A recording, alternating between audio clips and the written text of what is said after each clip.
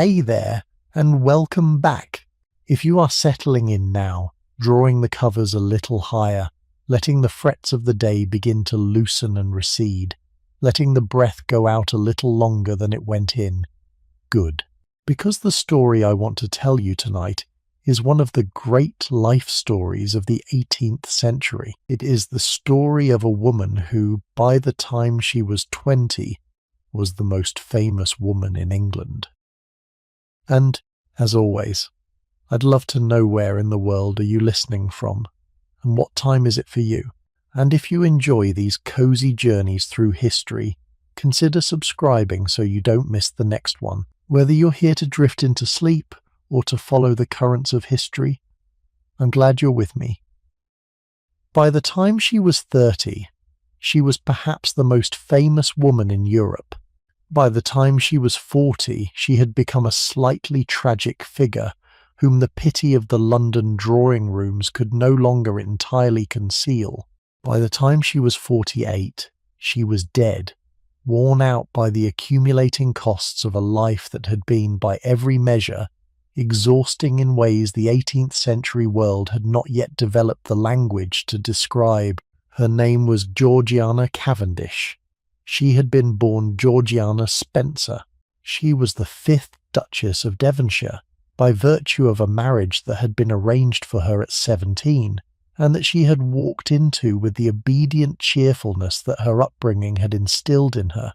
She had been, in her years of celebrity, a fashion icon whose hairstyles were copied from St. James's to Versailles, a political campaigner who walked the streets of Westminster soliciting votes for the Whig opposition, a hostess whose drawing rooms in Devonshire House on Piccadilly were the operational centre of the Whig party for nearly 30 years, a friend and correspondent of Marie Antoinette, a confidant of the Prince of Wales, who would in due course become George IV, a writer of one published novel and several minor poems, an amateur scientist with a particular interest in chemistry and mineralogy, a botanist of some accomplishment, a wife in a strange three-cornered household that scandalized London for 2 decades, a mother of 3 legitimate children and 1 illegitimate one, a gambler whose debts at the card tables of London exceeded the imagination of nearly everyone who knew of them,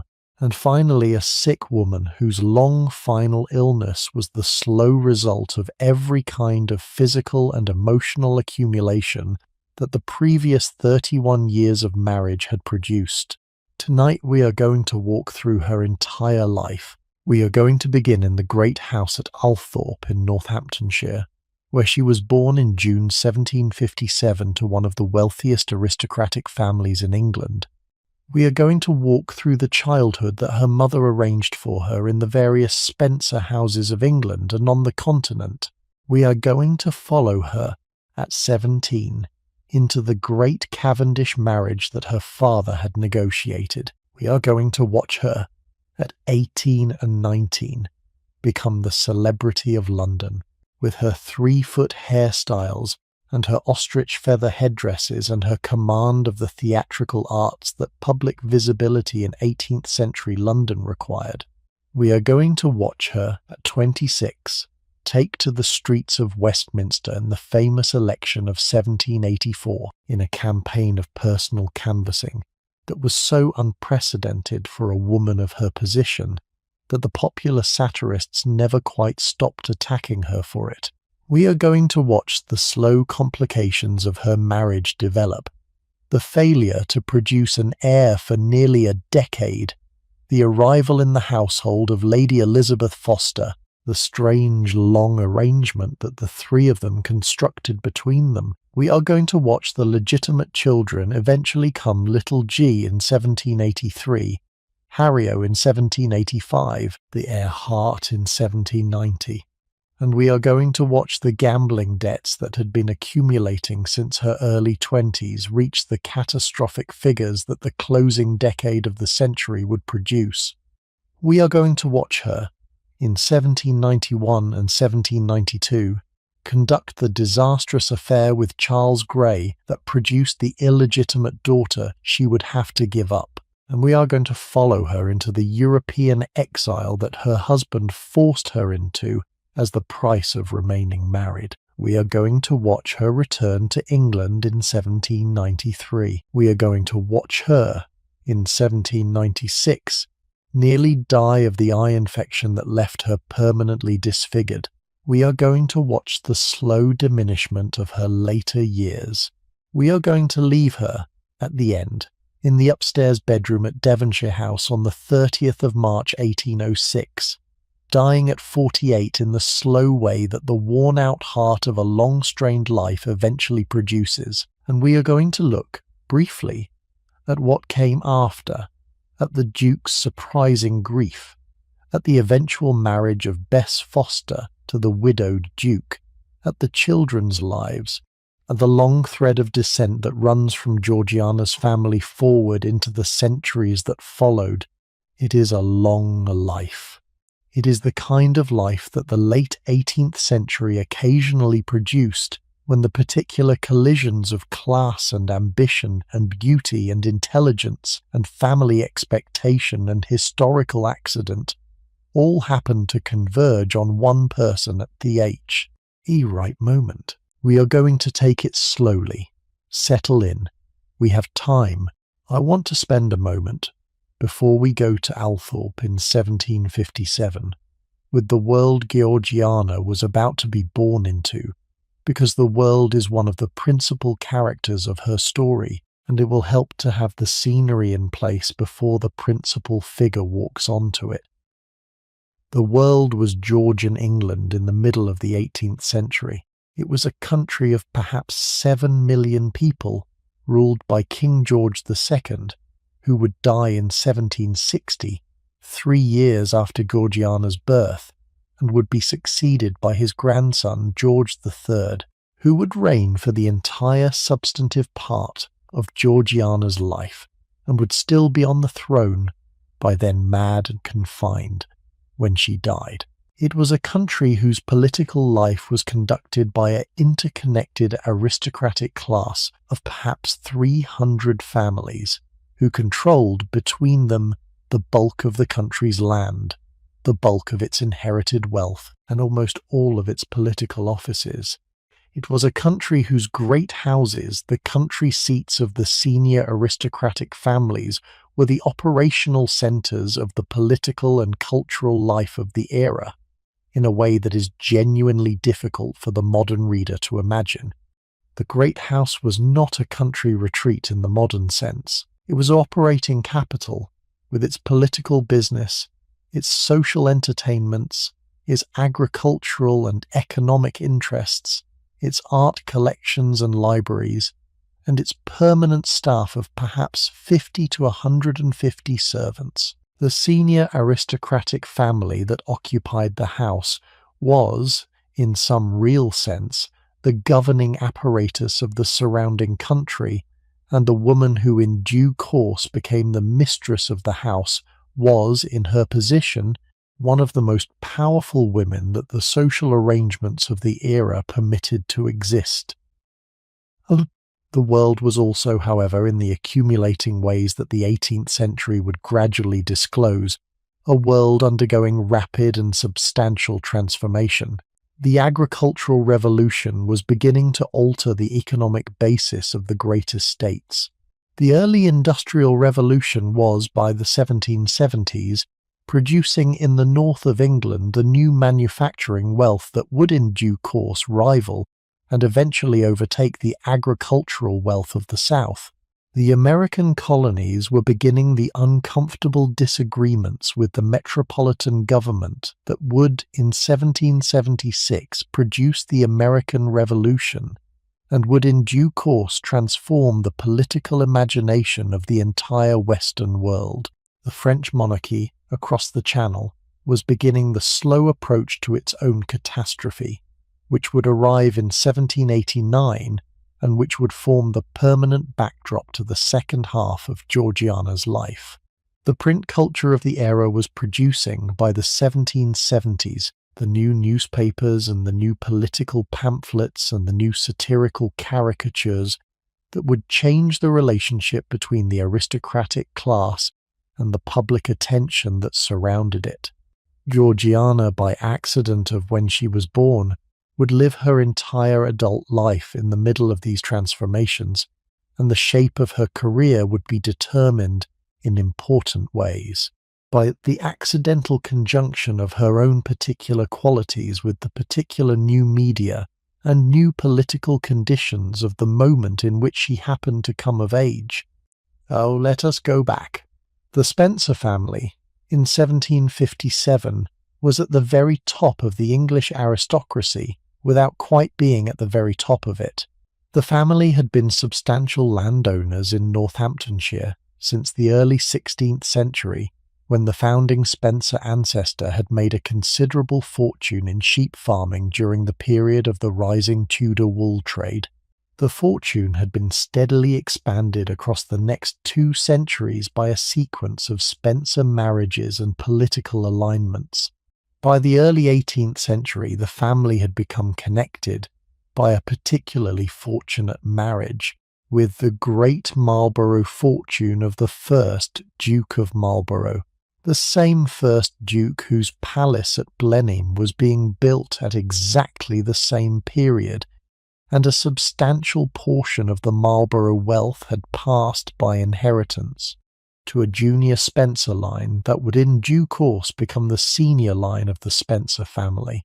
The result was that, by the middle of the 18th century, the Spencers were one of the 4 or 5 wealthiest aristocratic families in England below the rank of Duke, and the head of the family was a substantial figure in the parliamentary politics of the period. The head of the family in 1757 was John Spencer, who had been born in 1734, had inherited the substantial Spencer estates in 1746 at the age of 12 on the death of his father, and had been raised through his minority by his mother and his guardians. He had married, on his coming of age in 1755, Margaret Georgiana Poyntz, the daughter of an English diplomat and a woman of substantial intellectual cultivation and religious seriousness. Margaret was the dominant personality in the marriage, by the accounts of those who knew them. John Spencer was a kind man, somewhat reserved, with the unenthusiastic public personality that the wealthy heirs of substantial fortunes occasionally develop. He was not a particularly active politician. He was, in the affectionate language of his wife's letters, a husband who provided the substantial material conditions of the marriage, and who deferred, in most other matters, to the more decisive personality of his wife. The marriage, by every account that has come down to us, was a happy one. The two of them had married for love, in the unusual way that the 18th century arranged marriage world occasionally permitted, and they remained throughout their 28 years together, devoted to each other. The first child of the marriage, a daughter, was born on the 7th of June 1757 at Althorpe. She was christened Georgiana, after her mother's middle name, with the spelling of the name that the 18th century preferred. She was, when she arrived, an exceptionally pretty baby, with the fair hair and the fair complexion and the bright, intelligent eyes that the various contemporary descriptions of her as a child consistently noted. She was, almost from the moment of her arrival, the adored centre of her parents' attention. The Earl Spencer for John Spencer would be created Earl Spencer in 1765, when Georgiana was 8, and would become Earl Spencer formally from that moment forward, was particularly attached to his eldest daughter in the affectionate way that fathers are sometimes attached to their first daughters when the early hopes of the marriage have not yet been clouded by any subsequent disappointments. Lady Spencer was equally attached, in the more way that her own dominant personality permitted. The two of them, between them, gave their first child a childhood that was, by every account, exceptionally affectionate and exceptionally indulgent, and the warmth of those early years would be, for Georgiana, the permanent emotional foundation that the rest of her life was unable to reproduce. The second child of the marriage was a son, George John Spencer, who was born in 1758, 15 months after Georgiana. He was the heir to the Spencer earldom, and would in due course become, in 1783 on his father's death, the second Earl Spencer. He was a serious and intelligent boy, with the personality that his mother's training had encouraged, and he and Georgiana were close from their earliest years. The relationship between them, the relationship between Georgiana and her brother George, was one of the permanent emotional anchors of her life. He was, for the entire 56 years of her existence, one of the people she was closest to. The third child, born in 1761 when Georgiana was 4, was a second daughter, Henrietta, called Harriet within the family, who would in due course marry the Earl of Bessborough and would become, like her sister, one of the substantial aristocratic figures of the next generation. Harriet's relationship with Georgiana was the closest of any of Georgiana's adult relationships. The two sisters, from their childhood at Althorpe through to Georgiana's death in 1806, were each other's most constant correspondent, most reliable confidant, and most permanent friend. The Spencer family of those years, the parents and the 3 children, was an unusually close one, and the closeness would be one of the recurring features of Georgiana's life through all the subsequent difficulties that her marriage would produce. The childhood at Althorpe, and at the family's London house in Grosvenor Square, and at the various other Spencer properties that the family circulated through during the year, was, by every account, a happy one. The children were given, by the standards of the era, an unusually substantial education. Lady Spencer was a serious and committed mother, who took the direction of her children's intellectual development with the particular attention that her own intellectual interests had developed in her. She insisted on the early languages, French and Italian by perhaps 8, with Latin for George and the more limited classical training that the era permitted for daughters. She insisted on the religious instruction that the evangelical seriousness of her own faith required.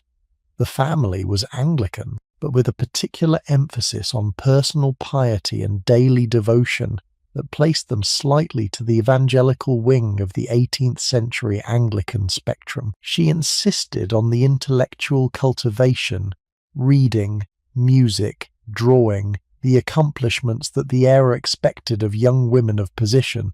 She insisted, most of all, on the moral training that her own seriousness considered the foundation of any accomplished adult life. The Spencer children, by the time they were adolescents, were considerably better educated and considerably more thoughtfully prepared than the average aristocratic children of their era. The preparation was, in due course, both the foundation of their substantial achievements and the weight that some of them, Georgiana in particular, would carry for the rest of their lives, in the recurring sense that they were never quite living up to what their mother's severe expectations had been. The relationship between Georgiana and her mother was, throughout Georgiana's life, the most important relationship she had, more important, in many ways, than her relationships with her husband or with her lovers or with her children. Lady Spencer was the permanent dominant influence on her daughter's life. Lady Spencer's letters, and she wrote letters constantly, sometimes several a day, throughout the entire 56 years of Georgiana's life formed. For Georgiana, the constant background commentary against which she conducted every major decision and most of the minor ones. Lady Spencer was, in some way, the audience that Georgiana was always performing for, the judge being assessed by the permanent voice in her own head that no other voice ever quite drowned out. The relationship was deeply loving on both sides. It was also deeply complicated. Lady Spencer's standards were extraordinarily high.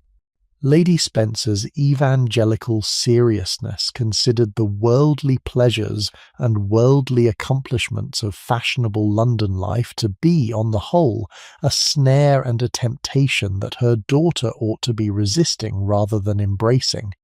Lady Spencer's constant correspondence with her daughter was, accordingly, a constant gentle pressure to be better than Georgiana actually was, to be more pious, to be more careful, to be more restrained, to be more like the ideal Christian aristocratic daughter that Lady Spencer had imagined raising. Georgiana, who was by temperament a much more sociable and much more spontaneously affectionate person than her mother had imagined, would spend her entire life trying and failing to live up to her mother's expectations, and the permanent gap between what she was and what her mother wanted her to be would be one of the recurring sources of her own self-doubt for the rest of her existence. There was additionally, in the conditions of the Spencer family's life, a feature that would become, in retrospect,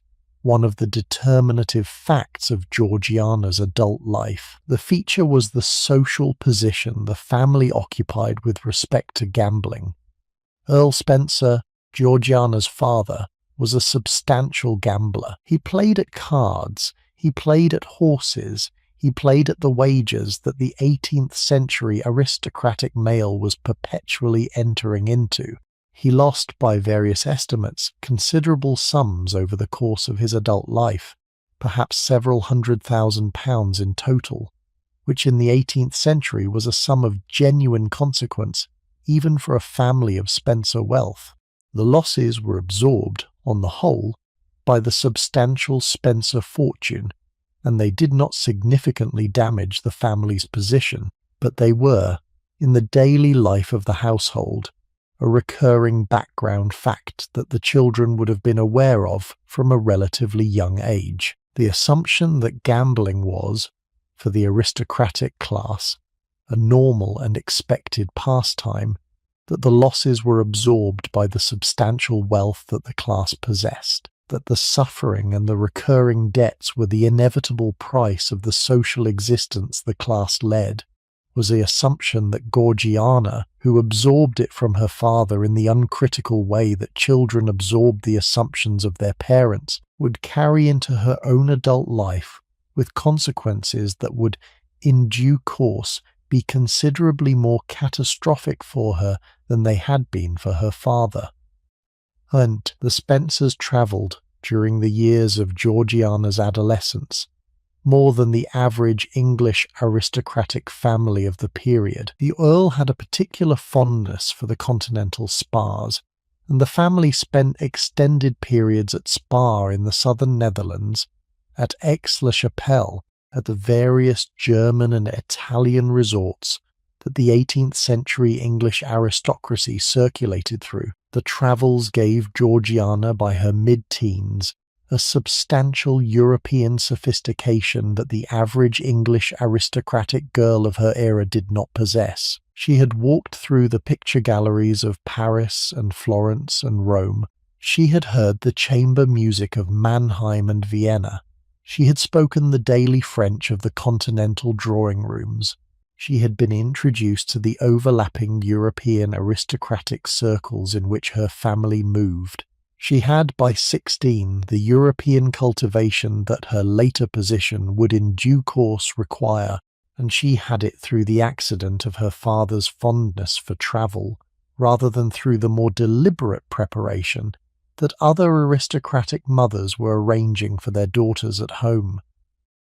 The consequence of all of this, the indulgent, affectionate parents, the close relationships with her brother and sister, the substantial education, the dominant mother whose high standards Georgiana was always falling short of, the assumed gambling, the European travels, was a young woman who arrived at 16 with an unusual combination of qualities. She was beautiful, with the kind of fair-haired, delicate beauty that the 18th century portraits of her invariably preserve.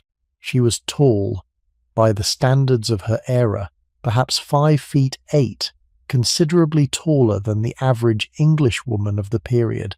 She was charming with the natural warmth that her affectionate temperament produced. She was intelligent with the reading and accomplished languages that her education had given her. She was sociable with the instinctive love of company that her mother had been trying for years to discipline. She was also, in ways that her parents had perhaps not quite recognized, somewhat fragile, emotionally somewhat dependent, prone to the anxieties that her mother's high expectations had instilled in her, easily wounded by criticism, in the way that affectionate young women of perfectionist mothers often are. She was, in summary, almost exactly the kind of young woman whom the aristocratic marriage market of the early 1770s was going to find extraordinarily attractive, and almost exactly the kind of young woman who was, by virtue of her own particular combination of qualities, going to find the cold, harsh realities of an aristocratic marriage genuinely difficult to absorb. The catastrophe of the next 30 years was in some sense prepared in those particular qualities of the girl Lady Spencer was raising at Althorpe. The marriage was arranged in the spring of 1774, when Georgiana was 16. The candidate was William Cavendish, the 5th Duke of Devonshire, who was at that time 25 years old. The Cavendish family was, in the hierarchy of the English aristocracy, one of the 4 or 5 most senior families in the country. The Devonshire dukedom had been created in 1694 for an earlier William Cavendish, who had been one of the principal Whig grandees of the Glorious Revolution of 1688, and had been rewarded for his services to William of Orange with the elevation of his earldom to a dukedom. The family seat was the great house at Chatsworth in Derbyshire, one of the largest and most magnificent country houses in England, set in a substantial deer park among the Derbyshire hills, with the steady accumulation of artistic and architectural improvements that 3 generations of dukes had been adding to it. The London residence was Devonshire House, on Piccadilly facing Green Park, a substantial neoclassical mansion that the family had built in the 1730s after the previous house on the site had burnt down. The Cavendish fortune, which derived from a combination of agricultural rents and substantial mineral interests in Derbyshire and Yorkshire, was one of the largest aristocratic fortunes in England, perhaps £30,000 a year in the clear money of the period, with the substantial landholdings and the substantial inherited capital that the rents represented. The political position of the Devonshires was, by virtue of the family's Whig history and its substantial parliamentary interest, one of the more powerful in the country. The 5th Duke was, in the assessment of the marriage market, one of the most eligible bachelors of his generation, and his mother, who had been Lady Charlotte Boyle, an heiress in her own right, had been actively considering possible candidates for him for some years. The candidate was identified, in the way that the marriage negotiations of the era operated, through the overlapping social network of the senior English aristocracy. Lady Spencer and the 5th Duke's mother were on friendly terms. The introduction was arranged. The young people met. The Duke approved of the candidate. Georgiana, when she was informed of the proposal, did not, in the way of 17-year-old daughters of indulgent parents, raise any objection. The marriage was negotiated through the standard contractual arrangements that the era required. The settlement, the dowry that the Spencers would provide, and the jointure that would be settled on Georgiana for her widowhood, was finalized. The wedding date was set. The wedding itself, by the standards of the era, was a quiet one, conducted in the chapel of the Spencer House at Wimbledon Park on the 7th of June 1774, Georgiana's 17th birthday. There were no crowds. There was no public spectacle. The wedding was conducted in the way that aristocratic weddings of the period generally were. Georgiana and the Duke were married by the Anglican rites that the era required. They emerged at the end of the ceremony as the 5th Duke and Duchess of Devonshire. Georgiana was 17. The Duke was 25. The marriage that would occupy the next 32 years of her life had now begun.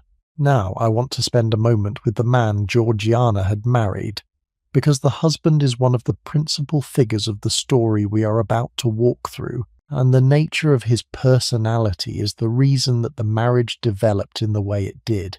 William Cavendish, 5th Duke of Devonshire, was not a bad man. He was not in any of the ways that the era understood badness, particularly cruel or unfeeling or self-indulgent. He was, by the accounts of those who knew him well, kind in his own reserved way, intelligent in his own careful way, and devoted in his own undemonstrative way to the set of affections and interests that his life had developed. He was also, by the unanimous assessment of every contemporary who knew him and every biographer who has subsequently studied him, almost the worst possible husband for a young woman of Georgiana's particular temperament that the aristocratic marriage market of 1774 could possibly have produced. The mismatch was not, in any of its elements, dramatic. It was simply, in the accumulating daily way of these things, profound and complete. The Duke was, by temperament, exceptionally reserved. He did not enjoy the social entertainments the aristocratic life of his era required. He did not, in the daily way of married couples, engage in the affectionate exchanges and the thoughtful attentions that warm marriages produce. He spoke, when he had to speak, briefly and to the point. He was, in the assessments of the contemporary observers, one of the most silent men in London, a man who could spend an entire dinner without contributing more than a few remarks to the conversation, and who could spend an entire evening in his own drawing-room without producing any evidence of the warmth that ordinary sociability requires. His pleasures were ones. He loved his hunting dogs, with whom he conducted, by the contemporary accounts, the most affectionate relationships of his life. He loved cards, which he played for substantial stakes at the various London clubs that the senior aristocratic males of the period frequented. He loved, in the way of certain English aristocratic men of his generation, the routines and the rituals of his own clubs and his own houses and his own daily patterns, and he was distinctly disturbed by any disruption to those routines that the social demands of his position occasionally imposed. He was, in summary, almost exactly the wrong husband for a young woman of Georgiana's affectionate, sociable temperament, and the daily evidence of his lack of warmth toward her would be, for her, the principal weight of her position throughout the entire 32 years of the marriage. There was, additionally, a shock that the early days of the marriage produced. The Duke, at the time of his wedding, had a daughter. Her name was Charlotte Williams. She was perhaps 4 or 5 years old at the time of the wedding. She was the result of an earlier liaison that the Duke had conducted with a milliner in his bachelor years. The Duke, in the way that the era's aristocratic males occasionally arranged such things, had decided that the child should be raised in his own household rather than in the obscurity that her mother's situation would have provided. He informed Georgiana, in the awkward way that such information was conveyed in the era, that the child would be brought to live with them shortly after the wedding, and that she, Georgiana, would be expected to take responsibility for the child's upbringing as a member of the Devonshire household. Georgiana, who had not been informed of the child's existence prior to the wedding, was, in the accounts of the period, somewhat shocked. She accepted the situation in the dutiful way that her 17-year-old training had instilled in her, and she did, by every account, treat Charlotte with the genuine affection that her own warm temperament inclined her to. But the surprising arrival of Charlotte in her household within weeks of the wedding was, in some sense, the first demonstration of the disregard that her husband would, in due course, show for her own feelings throughout the marriage. He had not consulted her. He had not warned her. He had simply made the arrangement and informed her of it and expected her to accommodate it. The pattern was the permanent pattern of the marriage from that day forward. The arrival at Devonshire House as the new Duchess took place in the days immediately following the wedding.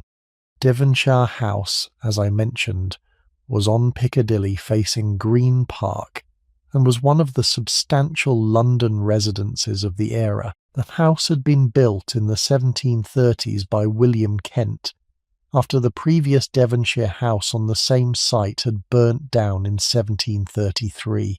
It was a large neoclassical mansion, with a substantial garden behind it that ran back toward what is now Berkeley Square, with the main reception rooms on the first floor in the standard aristocratic London arrangement, and with the family's rooms on the floors above. The house contained, by 1774, a substantial art collection. The Devonshire family had been collecting paintings for more than a century, and the walls of Devonshire House contained the work of, among others, Rembrandt, Van Dyck, Rubens, Titian, and various of the major Italian Renaissance masters. The library on the ground floor contained perhaps 15,000 volumes, with the substantial collection of early printed books and manuscripts that the family had accumulated.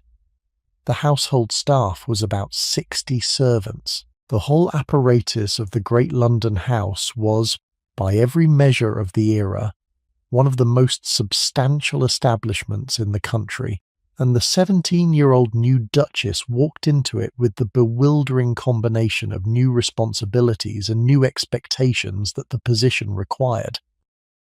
She did, by every account, very well. The careful childhood that her mother's training had given her had prepared her, in many ways, for exactly the position she was now taking up.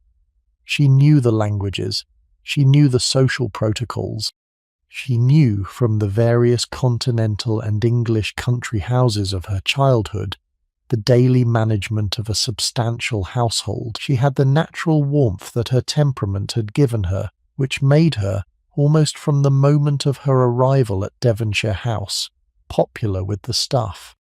She had the careful affection toward her stepdaughter Charlotte, who arrived in the household within weeks of the wedding, that her own affectionate nature inclined her to.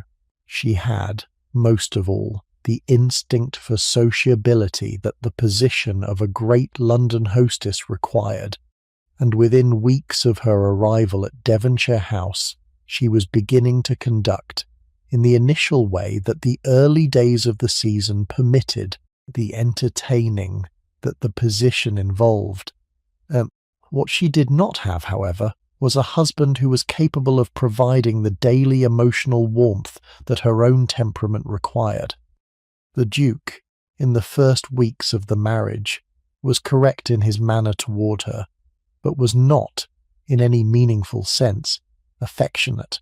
He spoke to her about the management of the household and the estate matters that the marriage involved, but he did not speak to her about himself, or about his interior life, or about any of the subjects that intimate marriages normally produce. He did not seek her company in the hours that newly married couples generally spend together. He did not, in any of the recorded behaviours of those weeks, indicate any particular pleasure in her presence. He was, on the balance of the early evidence, in the same married state at 1 month after the wedding as he had been in his bachelor days, silent, reserved, devoted to his cards and his dogs, treating his wife with the careful courtesy that his upbringing required, and with no perceptible warmer feeling. Georgiana, who had not been particularly in love with him before the wedding, had nevertheless been hoping, in the way that affectionate young brides hope, that the marriage would in due course produce the daily companionship that her parents' marriage had so unusually contained. The hope, in the accumulating evidence of those early weeks and months, proved to be unfounded. By perhaps the autumn of 1774, when she had been married for some 4 or 5 months, Georgiana had begun to recognize, in the careful way that intelligent people recognize the disappointing facts of their own situations, that the marriage was not going to produce the daily warmth she had been hoping for. The recognition was, for her, the beginning of the long emotional difficulty that the marriage would represent for the rest of her life. She did not, however, allow the recognition to disturb the careful surface of the marriage. She continued, in the dutiful way that her upbringing required, to perform the role of the new Duchess with every appearance of willing competence. The disappointment was, by her own decision, kept private. The public position was, by her careful management, conducted with the public success that the position required. The public success began, almost immediately, to be considerable. The new Duchess of Devonshire, by the closing months of 1774 and the early months of 1775, was beginning to be talked about in London in a way that no other young woman of the era had been talked about for a generation. The reasons for the accumulating attention were several. She was, as I have mentioned, beautiful, and the kind of beauty she possessed was the kind that the era's portrait painters and public observers found especially compelling. She was tall. She had the fair hair and the fair complexion that the era's particular standards of female beauty especially valued. She had, in addition to the physical advantages, the natural ease of public manner that the position required. She was, almost from her first appearance at the public events of the season, comfortable in the intense visibility that the position imposed on her. She was charming. She was clever. She was, in the accident of her temperament and her position and her moment, almost exactly the kind of figure that the accelerating print culture of the 1770s was looking for. The London newspapers, which had begun by the early 1770s to develop the genre of celebrity coverage that would in due course become the standard feature of urban print culture for the next 2 centuries, found in the new Duchess of Devonshire the perfect subject for their new attention. They reported on what she wore. They reported on her daily movements through the London social world. They were not, in any meaningful sense, deferential. The Duchess of Devonshire was, by virtue of her position, expected to accept the new public attention as part of the public life her position required. But the attention itself was, by historical standards, unprecedented. Georgiana was, in the sense that the term would in due course acquire, one of the first true celebrities of the modern English-speaking world. The public visibility she possessed by the closing months of 1775 was of a kind that almost no woman of her era had previously experienced. She handled it, by every contemporary account, extraordinarily well. The careful theatrical instincts that her temperament had given her, the natural sociability that her childhood had developed, the careful continental sophistication that her travels had instilled, all of these combined into the public personality that the celebrity required. She wore the spectacular clothes that the position invited. She arranged her hair in the spectacular ways that the era's fashions permitted. She gave at Devonshire House the spectacular parties that the position called for. She was, in summary, a brilliant performer of the public role that her position had assigned her. and the public love affair with her that the London newspapers and the London public conducted throughout the second half of the 1770s and the early 1780s was, on her side, the effective cooperation of an instinctive performer with the audience that had been, in some sense, ready and waiting for her. The hairstyles that I mentioned earlier are part of the story, and I want to spend a moment with them, because they are the element of her early celebrity that has come down most vividly into the popular memory of the period.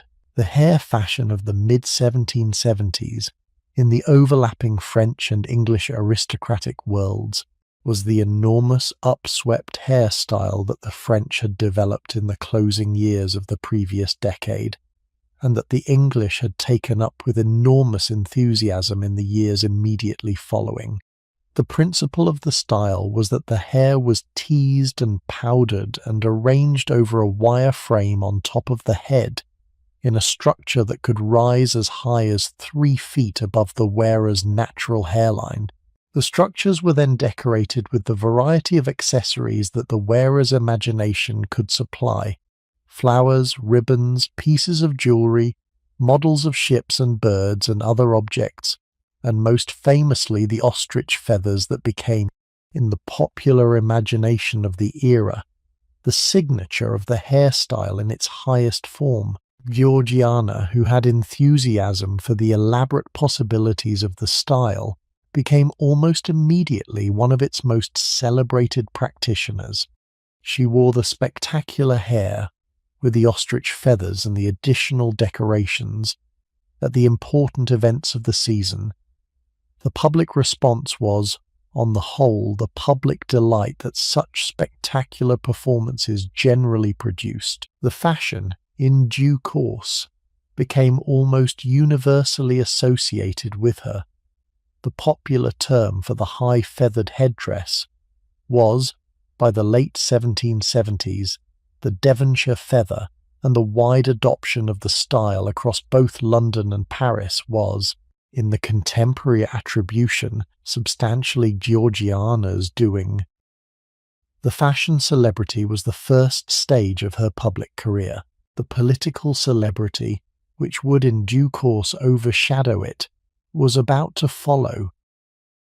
I want, before we move to that political dimension, to spend a moment with the substantial daily texture of her existence in the early years of her marriage, because the texture of those years tells us a good deal about what the position of Duchess of Devonshire actually consisted of in operational terms. Her life was conducted throughout the year in a rotation among the principal Cavendish residences. The principal residence was Devonshire House on Piccadilly, where the family was in residence during the parliamentary session, roughly from late autumn through to early summer, with the particular intensity of the London social season concentrated in the months of January through May. The principal country residence was Chatsworth in Derbyshire, where the family was in residence during the summer and autumn months when Parliament was not sitting. There were, additionally, the various smaller Cavendish properties: Chiswick House, the elegant classical villa on the western edge of London that was used for the entertainment of the fashionable London circles in the periods between the principal seasons; Hardwicke Hall, the great Elizabethan house in Derbyshire that the family had inherited from the Talbot side of its inheritance, and that was used for the variation that the different Derbyshire setting permitted; Lismore Castle in Ireland, which the family possessed but rarely visited. The annual rotation through these residences was a substantial logistical operation that involved on each of the principal moves the movement of perhaps 30 or 40 servants, several wagons of luggage, the horses and carriages required, and the daily papers and books and personal possessions that the family considered essential to its ongoing life. And Chatsworth, of all of these residences, was the one that Georgiana came in time to love most. The house, which had been substantially built in the late 17th century by the first Duke, and which the subsequent dukes had been steadily expanding and improving, was set in a substantial deer park among the Derbyshire hills, with the River Derwent running through the park below the house and the Peak District hills rising beyond it. The natural setting of Chatsworth was, by every contemporary description, one of the most beautiful of any of the great country houses of England, and the daily life of the residents, the quieter and more rhythms of the country existence, with the absence of the constant social and political pressure that London required, was, for Georgiana, the refuge that her more difficult public life invited her to retreat into. She walked at Chatsworth in the substantial gardens. She rode in the substantial park. She conducted in the library the reading and writing that her intellectual life required. She spent in the hours of the country residence more time with her children than the London life permitted. She found, in the accumulated quiet of the country house, the forms of daily restoration that her more strenuous London existence depleted. The rhythm of life at Chatsworth in the principal years of her residence was substantially different from the rhythm at Devonshire House. The London rhythm was conducted in the intensive way that the season required: late nights, late risings, the social and political engagements that occupied the overlap of every late afternoon and evening, the accumulated exhaustion that the intensive social life produced. The Chatsworth rhythm was, by contrast, gentler. The day began earlier. The principal occupations of the morning were the reading, the writing, the attention to the children, the consultations with the estate staff that the management of the great country house required. The afternoons were given to the substantial outdoor occupations, the riding, the walking, the attention to the substantial gardens that the Cavendish gardeners had been steadily improving. The evenings were more private. I want, in addition to the account of the residences, to mention the particular relationship between Georgiana and her sister Harriet, because Harriet Henrietta Frances Spencer, who would in 1780 marry the future 3rd Earl of Bessborough, and would become, accordingly, Lady Bessborough, was, throughout Georgiana's adult life, the principal intimate of her existence. The two sisters were close from their childhood at Althorpe, and remained close, with no substantial interruption, through the entire 49 years of Harriet's life, for Harriet would outlive her older sister by 15 years, dying in 1821 at the age of 60. The bond between Georgiana and Harriet was, by every careful reading of the surviving correspondence, one of the most affectionate sister relationships that the biographical record of the era preserves. They wrote to each other when they were apart, almost daily. They saw each other when they were in London at the same time, on the near daily basis that the geography of their respective London houses permitted. They confided in each other on every important question of their respective lives. They were, in summary, each other's principal confidant and principal support throughout the substantial difficulties that both of their lives produced. Harriet's own life, it should be mentioned, contained substantial difficulties that paralleled in many ways the difficulties of Georgiana's. Harriet's marriage to Lord Bessborough was, like Georgiana's marriage to the Duke of Devonshire, an arranged match rather than a love match, and like Georgiana's marriage it produced, over the years, the accumulating difficulties that unmatched marriages tend to produce. Harriet, like Georgiana, sought the emotional supplements that the failure of her marriage led her to seek elsewhere.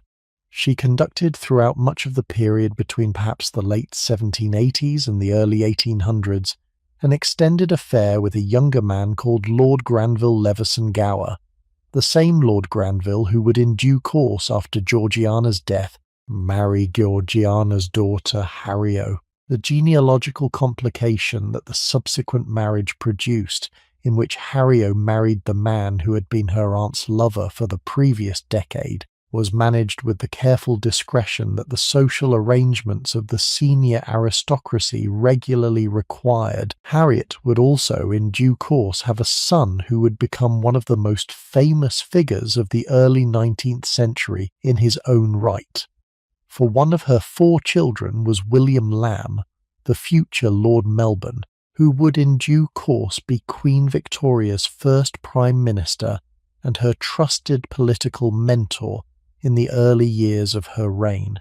The connection between the Devonshire house circle and the subsequent Whig political establishment of the early Victorian era was accordingly conducted substantially through Harriet's family rather than through Georgiana's, and the substantial Lamb cousins who grew up alongside Georgiana's children at the various Devonshire and Bessborough residences were, in their adult years, among the most consequential political and literary figures of the early 19th century. There was George, who would marry Caroline St. Jules, Bess's daughter by the Duke. There was Caroline Lamb, William's wife, who would in due course conduct the famously catastrophic affair with Lord Byron that would be one of the defining literary scandals of the Regency period. The next generation of the Devonshire-Bessborough cousins, accordingly, would carry forward into the early 19th century a substantial extension of the patterns that Georgiana and Harriet had established in their own generation. The 2 sisters accordingly walked through their respective adult marriages alongside each other, with the parallel difficulties that their respective situations produced, and with the mutual support that the extraordinary bond between them permitted. They were in some way each other's substantial lifeline through the difficulties that their respective situations imposed.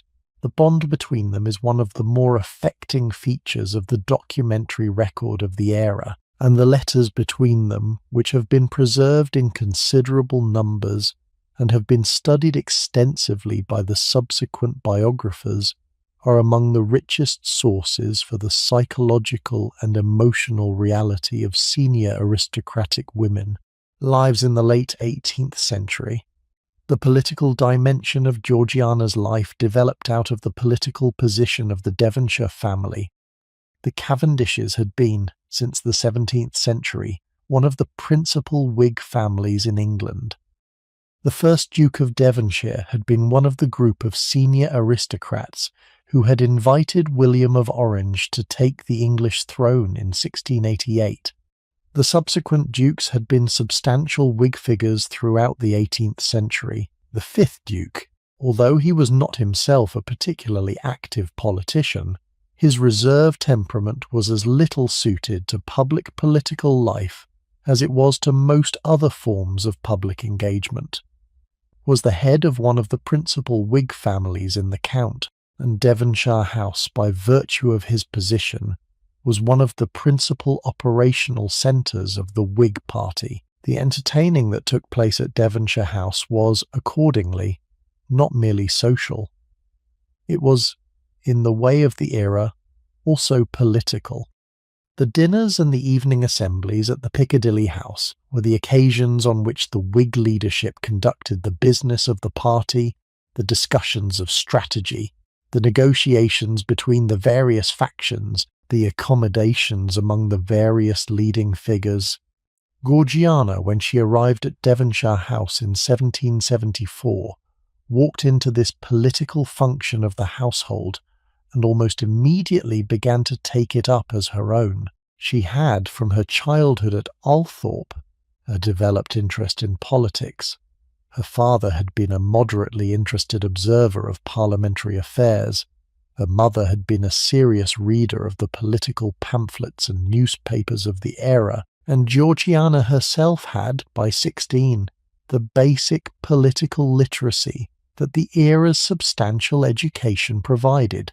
She had, from her own particular temperament, the qualities that political hostessing requires: the warmth, the memory for personal details, the patience with the ongoing rivalries and resentments that political life produces, the tactful ability to mediate between the various competing personalities of any political faction. She had most of all the developing public position that her early celebrity had been giving her, which made her presence at the political dinners of Devonshire House an asset of the kind that political leadership in the 18th century occasionally found valuable. The principal Whig leader of the early years of Georgiana's marriage was Charles James Fox. Fox was, in 1774 and 1775, 25 years old, Georgiana's exact contemporary, and just slightly younger than the Duke. He was the second son of the first Lord Holland, had been educated at Eton and Oxford, had entered Parliament at 19, and had become, almost immediately, one of the most brilliant parliamentary speakers of his generation. He was charming, intelligent, broadly read, and possessed of the kind of charismatic personal warmth that turned the people who met him into devoted followers. He was also, by every contemporary account, one of the most disreputable and self-destructive young men of his generation. He gambled enormous sums and lost most of them. He drank heavily. He conducted in the public eye a series of scandalous love affairs with various women of the London demimonde. He was, in summary, the kind of brilliant, ruined young man whom the conditions of the late 18th century English aristocracy occasionally produced, and the political career he was constructing in the parliamentary opposition of the 1770s was the redeeming counterweight to the accumulating wreckage of his life. He was a Whig of the radical wing of the party. He believed in the rights of the American colonies, who were by 1775 in open rebellion against the metropolitan government. He believed in the reforms of the parliamentary system that the radical Whigs had been urging for some years. He believed, in summary, in a series of progressive positions that placed him on the leftward wing of the political spectrum of his era. Georgiana, who met Fox at the political dinners at Devonshire House in the early months of her marriage, was almost immediately enchanted by him. The relationship between them, which would last for the entire 30 years that remained of Georgiana's life and would only end with her death in 1806, was one of the great political friendships of the era. It was, by every contemporary account, an entirely platonic relationship. Fox, although he was a man of considerable amorous appetite, was not in love with Georgiana in the private sexual sense, and Georgiana was not in love with him in the private sexual sense either. But the intellectual and political and personal affection between them was extraordinarily strong. They corresponded constantly. They consulted each other on every important political question of the era. Georgiana became, within a few years of the start of the friendship, Fox's principal political confidant and one of the most important figures in the Whig political organisation. She was not, by virtue of her sex, in a position to take any formal political role. The parliamentary politics of the era was conducted entirely by men, and the participation of women in the formal political institutions of the country was not on offer in any meaningful sense. But she was, by virtue of her position and her personality and her intelligent commitment to the cause, a substantial informal political figure. She organised the social life of the Whig party. She mediated between the contending personalities of the Whig leadership. She conducted, through her extensive correspondence, the private communications that the political business of the party required. She was, in summary, by perhaps 1780 or 1781, one of the most politically important women in England. And the culmination of her political work, and the event that has come down most vividly into the popular memory of her career was the famous Westminster election of 1784. The election requires a careful explanation because the situation it produced was unusual even by the standards of 18th century English elections, and the role that Georgiana took in it was the event that established her in the public memory of the era as the political celebrity that she became. The general election of 1784 was the political climax of a particular crisis that had been developing in the British government over the previous 2 years. The Whig leadership, including Fox, had been driven from office in late 1783 by King George III, who had used a series of constitutional manoeuvres to dismiss the Whig administration that he disliked, and to install in its place a Tory administration headed by William Pitt the Younger. Pitt, who was 24 at the time of his appointment, was the youngest Prime Minister in British history, and his appointment by the King had been in the constitutional understanding of the Whig, unconstitutional manoeuvre that had violated the parliamentary majority that the previous government had possessed. The Whigs were, accordingly, conducting in the spring of 1784 a fierce campaign to defeat the Tory government in the general election that the King had called. The focus of the Whig campaign was the constituency of Westminster, which was at that time one of the few parliamentary constituencies in England that operated on a relatively broad franchise. Most parliamentary constituencies of the era were, in the language of the period, rotten boroughs constituencies controlled by a number of wealthy patrons who could effectively dictate the choice of the Member of Parliament.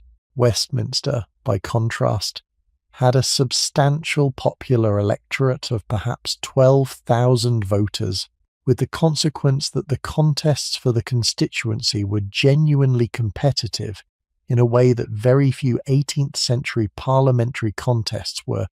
Fox was the senior Whig candidate in Westminster.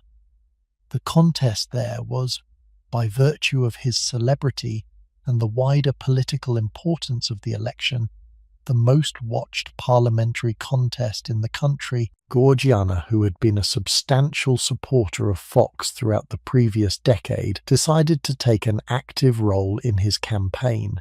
The role she took was, by the standards of the era, unprecedented. She walked the streets of Westminster, Westminster being, at this time, the streets and alleys of what is now the core area between the Strand and the Houses of Parliament, and personally canvassed the voters of the constituency for Fox. She knocked on doors. She spoke with the electors in their shops and their workshops and their homes. She handed out the Whig political pamphlets.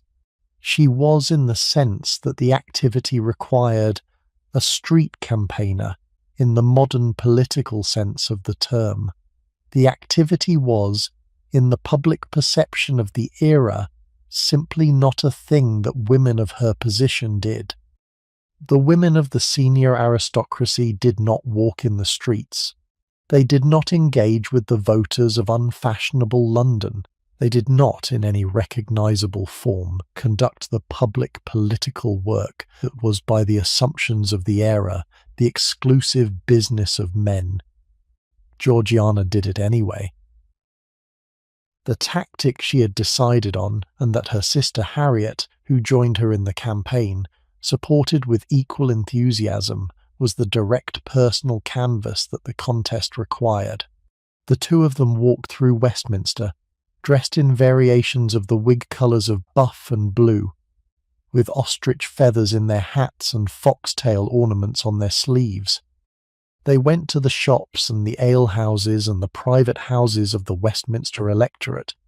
They asked, in the charming way that their position permitted, for the voters' support for Mr. Fox. They were, by every account that has come down to us, extraordinarily effective. The voters they spoke to were, on the whole, flattered by the attention of two of the most famous women in England. The votes they secured were, in the narrow margins of the contest, substantial. Fox's eventual narrow victory in the contest, which he won by perhaps several hundred votes out of the total of approximately 5,000 cast, was, by the unanimous assessment of the contemporary observers, due in substantial part to Georgiana's canvassing. I want to spend a moment with the actual physical experience of those weeks of April and May 1784, because the experience itself was extraordinary in a way that the bare account of it does not quite capture. Westminster, in 1784, was not the Westminster of the modern visitor's experience. The grand parliamentary precinct that occupies the area today had not yet been built. The present Houses of Parliament would be constructed, after the disastrous fire of 1834, only in the middle of the 19th century. The Westminster of 1784 was a substantially commercial and substantially residential district, with the older medieval Palace of Westminster at its eastern end housing the parliamentary chambers, and with the surrounding streets containing the substantial mixture of shops, taverns, lodging houses, and private residences that the trade of the area produced. The streets were unpaved in many sections, narrow, often filthy in the way that all 18th century urban streets were filthy, and substantially populated by the variety of London tradespeople and shopkeepers and labourers whose votes the contested election was now requiring the candidates to solicit. Into these streets the Duchess of Devonshire walked, every day for approximately 6 weeks, accompanied variously by her sister Harriet, by various other Whig Society women who had been recruited to the cause, and by parties of Whig political agents and footmen. She walked in the substantial pavements and unpaved streets that the route required, with the considerable physical exertion that the activity demanded. She knocked on doors. She entered the dim interiors of the shops and the workshops, with the various smells and dirt of the trades being conducted within them. She spoke with the electors in their working clothes, in their working environments, in the immediate physical contact that the electioneering required. She listened to their concerns. She remembered their names. She returned on subsequent days to follow up on the conversations she had begun. She conducted, in summary, the kind of physical, intimate electoral campaign that the modern reader would recognize as the standard practice of contemporary democratic politics, but that the senior aristocratic women of the late 18th century had never previously attempted in the way that the situation required. The physical exhaustion of the campaign was substantial. Georgiana lost, by every account in the surviving correspondence, several pounds in weight over the 6 weeks of the contest. She suffered, by her own description in the letters to her mother, from sore feet, from headaches, from the accumulating exhaustion of the early starts and late finishes that the campaigning required. She continued, however, to conduct the campaign through to its completion. The election finally closed on the 17th of May 1784. Fox was declared the winner. Georgiana attended the celebratory chairing of the successful candidate through the streets of Westminster. The traditional ceremony in which the newly elected member was paraded through his constituency in a specially decorated chair carried by his supporters, and was, by every contemporary account, a substantial figure in the celebrations that the Whig victory produced. The public attacks that I described earlier, the Tory caricatures and the newspaper accusations, continued, however, through the subsequent weeks and months even after the election itself was over. The Tory propagandists, who had found in Georgiana a target whose visibility made her an unusually attractive subject for their attacks, did not let go of the material the campaign had given them. The caricatures continued to be produced. The newspaper articles continued to repeat the allegations. The accumulating public damage to Georgiana's reputation was, in this subsequent way, a process that did not end with the completion of the contest she had been campaigning in. The damage was, in some substantial way, the permanent feature of the public memory of her case from that point forward. The canvassing produced, however, a particular storm of public criticism that was, by the standards of any era, extraordinary in its intensity. The Tory press attacked Georgiana with a ferocity that exceeded almost anything that the political journalism of the era had previously produced. The attacks took a particular form. They alleged, in various explicit and implicit ways, that Georgiana's canvassing had involved the offering of sexual favours to the voters of Westminster in exchange for their support for Fox. The story that became the most widespread, and that has come down through the popular memory of the period, was that Georgiana had given a kiss to a butcher in exchange for his vote, the butcher in question being, in some versions of the story, a tradesman in the Westminster shambles, and in other versions a generic representative of the popular electorate. The story was almost certainly false in any literal sense. There is no contemporary evidence, beyond the Tory satirical caricatures, that any such transaction took place. But the story, in the accumulating way of these things, attached itself to Georgiana for the rest of her life, and the Tory caricaturists, the most famous of whom was Thomas Rowlandson, whose political prints of the period were among the most widely circulated of the era's print products, produced in the months of the campaign and the months following it. Extensive series of obscene caricatures of Georgiana that depicted her in various embarrassing situations with the Westminster electors. The public attack was, for Georgiana personally, devastating. The caricatures were everywhere. The newspaper articles repeating and elaborating the allegations appeared almost daily. The public mockery, which had previously been, on the whole, affectionate in the admiring way that the public attention to her had been throughout the previous decade, became for several weeks of the spring and early summer of 1784 genuinely vicious. Georgiana was, by every account of those who knew her in those weeks, deeply hurt by the attacks.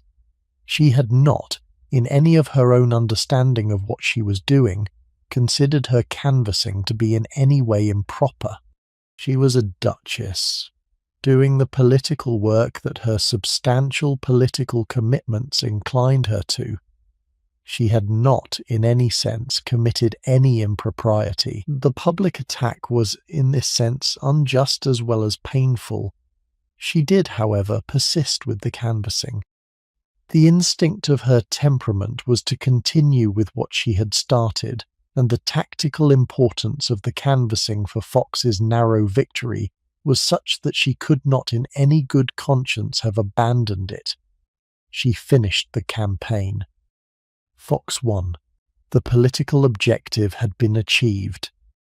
The price for the political victory was that Georgiana's public reputation, which had previously been on the affectionate side of the spectrum of public attention, was now permanently associated with the set of accusations that the Tory caricaturists had produced. The permanent association would, for the rest of her life, be the weight that her public position carried, and the content of the popular memory of her would in due course be substantially shaped by the allegations of those weeks.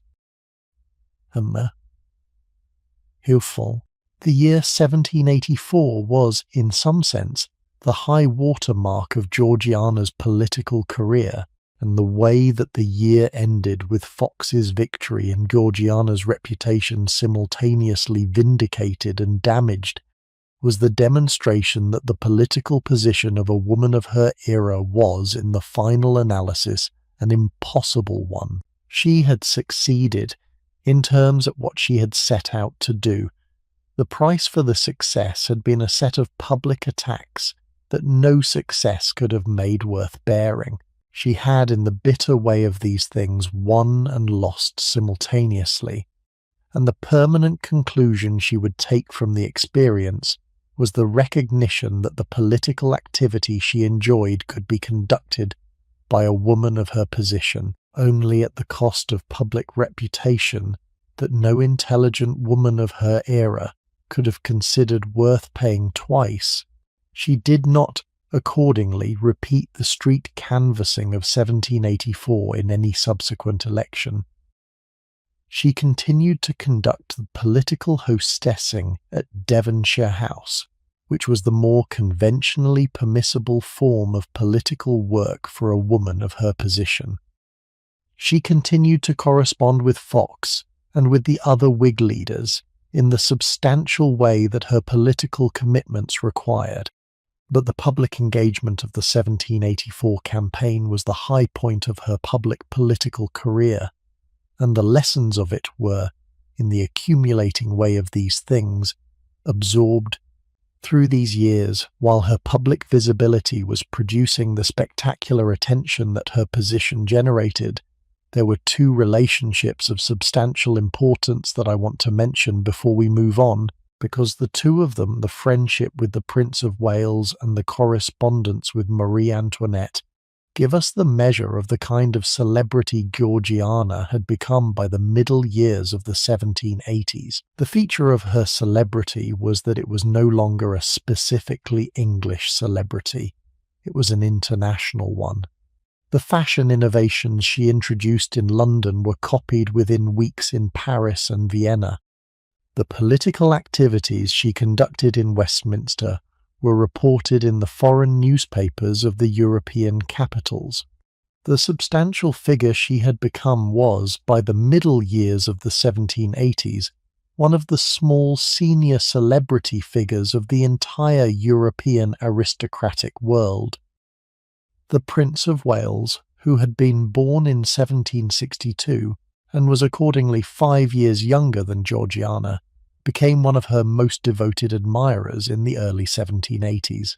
The prince, who would in due course become George IV, after his father's final descent into the permanent illness in 1810 made the regency necessary, was at this time in his early 20s, in open political opposition to his father, attached to the Whig party that his father detested, and conducting the extravagant social life of dissolute young royalty that the subsequent satirists would so memorably document.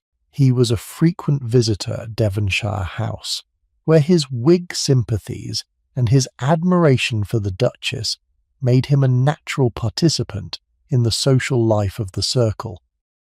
The relationship between Georgiana and the prince was, by every careful account, an entirely platonic one. The prince's substantial amorous interests were directed elsewhere, and Georgiana, whose affectionate temperament was at this stage of her life still substantially focused on her marriage and on the accumulating disappointments of it, was not in any way romantically interested in the prince.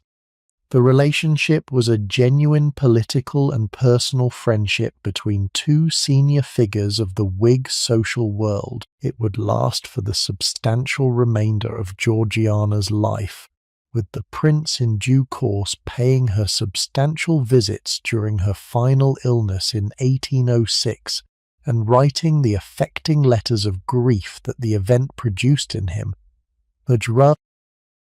The Marie Antoinette correspondence, which I have already touched on briefly, was the more substantial of Georgiana's continental relationships. The two women had been introduced on Georgiana's several visits to Versailles in the late 1770s and early 1780s by the overlapping aristocratic networks that the era's senior continental travel produced.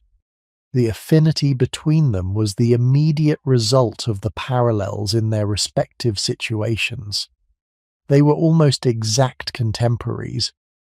Marie Antoinette had been born in November 1755, Georgiana in June 1757. They had both married at extreme youth into senior aristocratic positions whose temperamental requirements they had not fully understood when they had been married off Marie Antoinette to the awkward and reserved future Louis XVI, Georgiana reserved 5th Duke of Devonshire.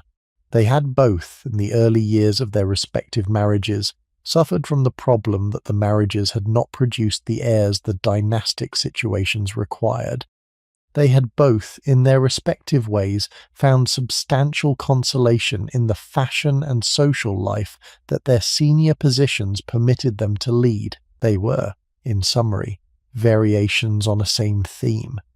And the affinity between them was the small immediate recognition that their respective positions in their respective countries were substantially parallel. The correspondence between them, which began in the late 1770s and continued through the subsequent decade and a half until Marie Antoinette's final imprisonment, was conducted in French, in the careful aristocratic style that the era's epistolary protocols required. The letters, which have been preserved in considerable numbers, contained the mixture of fashion gossip, political commentary, and genuine personal affection that the affinity produced. They sent each other fashion samples, bolts of fabric, pieces of jewellery, accessories that the two fashion leaders had identified as the most interesting recent productions of their respective national fashion industries. They consulted each other on the political questions of the overlapping European political world. They expressed, in the careful, affectionate language that the era's aristocratic friendships permitted, the small, substantial mutual affection that the parallel situations had produced. The destruction of Marie Antoinette by the forces of the French Revolution, which would in due course produce her execution at the guillotine in October 1793, was for Georgiana a private grief that the public events of those years had imposed on her. She was, in some substantial way, watching the destruction of one of her genuine friends. The horror of the situation, which the distance from France of the subsequent periods of Georgiana's exile would in some way mitigate, but would not in any substantial way eliminate, was one of the small substantial private weights that the final years of the 18th century imposed on her. The woman with whom she had been corresponding for nearly 2 decades was, in October 1793, executed in the public square in Paris. The fact was, for Georgiana, the most personal of the substantial political events of the revolutionary period. Through these years then, while her public visibility was producing the spectacular attention that her position generated, the private life of the marriage was developing the accumulating difficulties that I want to spend the next portion of the story with. The principle of the accumulating difficulties was the failure of the marriage to produce, in its first 9 years, any living child. The failure to produce a child was, for the marriage, a catastrophe of a particular kind. The principal purpose of an aristocratic marriage of the era, by the explicit understanding of every party to it, was the production of an heir. The heir, in the case of the Devonshire dukedom, would in due course inherit the substantial Cavendish fortune and the substantial Cavendish title position. The absence of an heir, in the absence of any alternative, would mean that the dukedom and the fortune would, on the eventual death of the 5th Duke, pass to the junior branch of the family.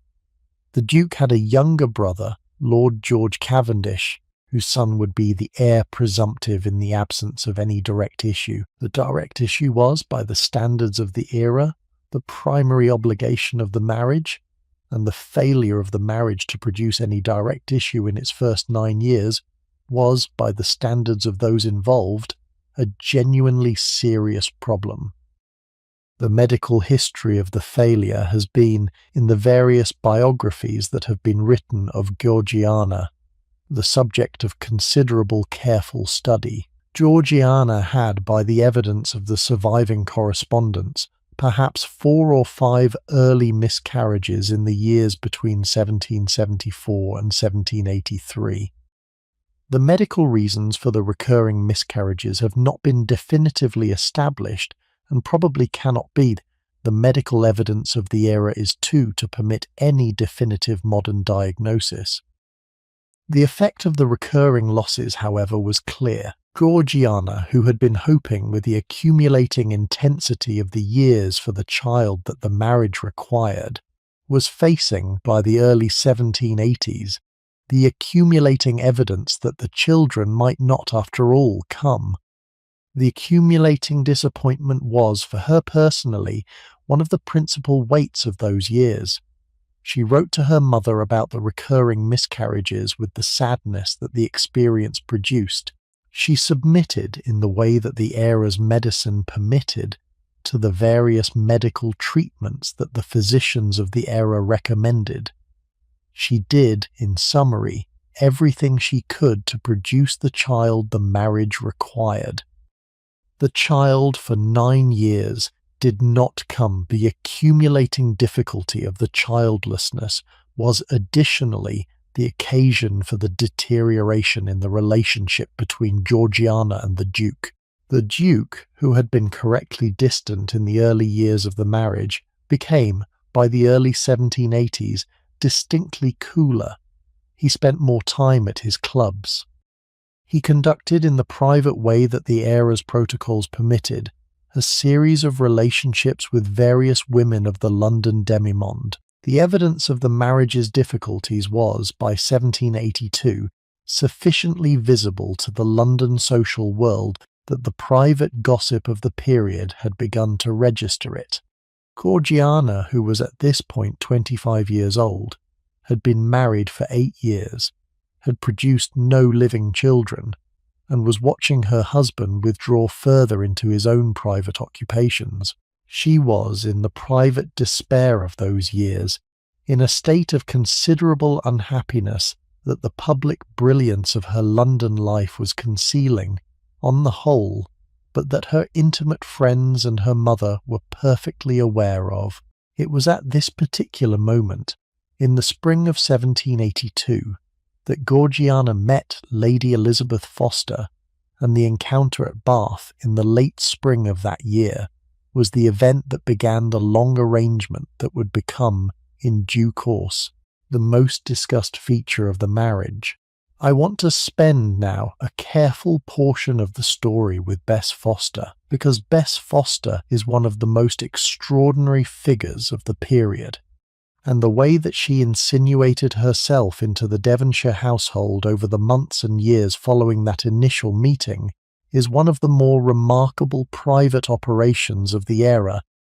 Lady Elizabeth Foster was, in 1782, 23 years old. She had been born Elizabeth Hervey, the second daughter of the 4th Earl of Bristol, the famous Earl Bishop, the Earl of Bristol, who was simultaneously the Anglican Bishop of Derry, an eccentric and brilliant figure of the ecclesiastical and aristocratic worlds of the era.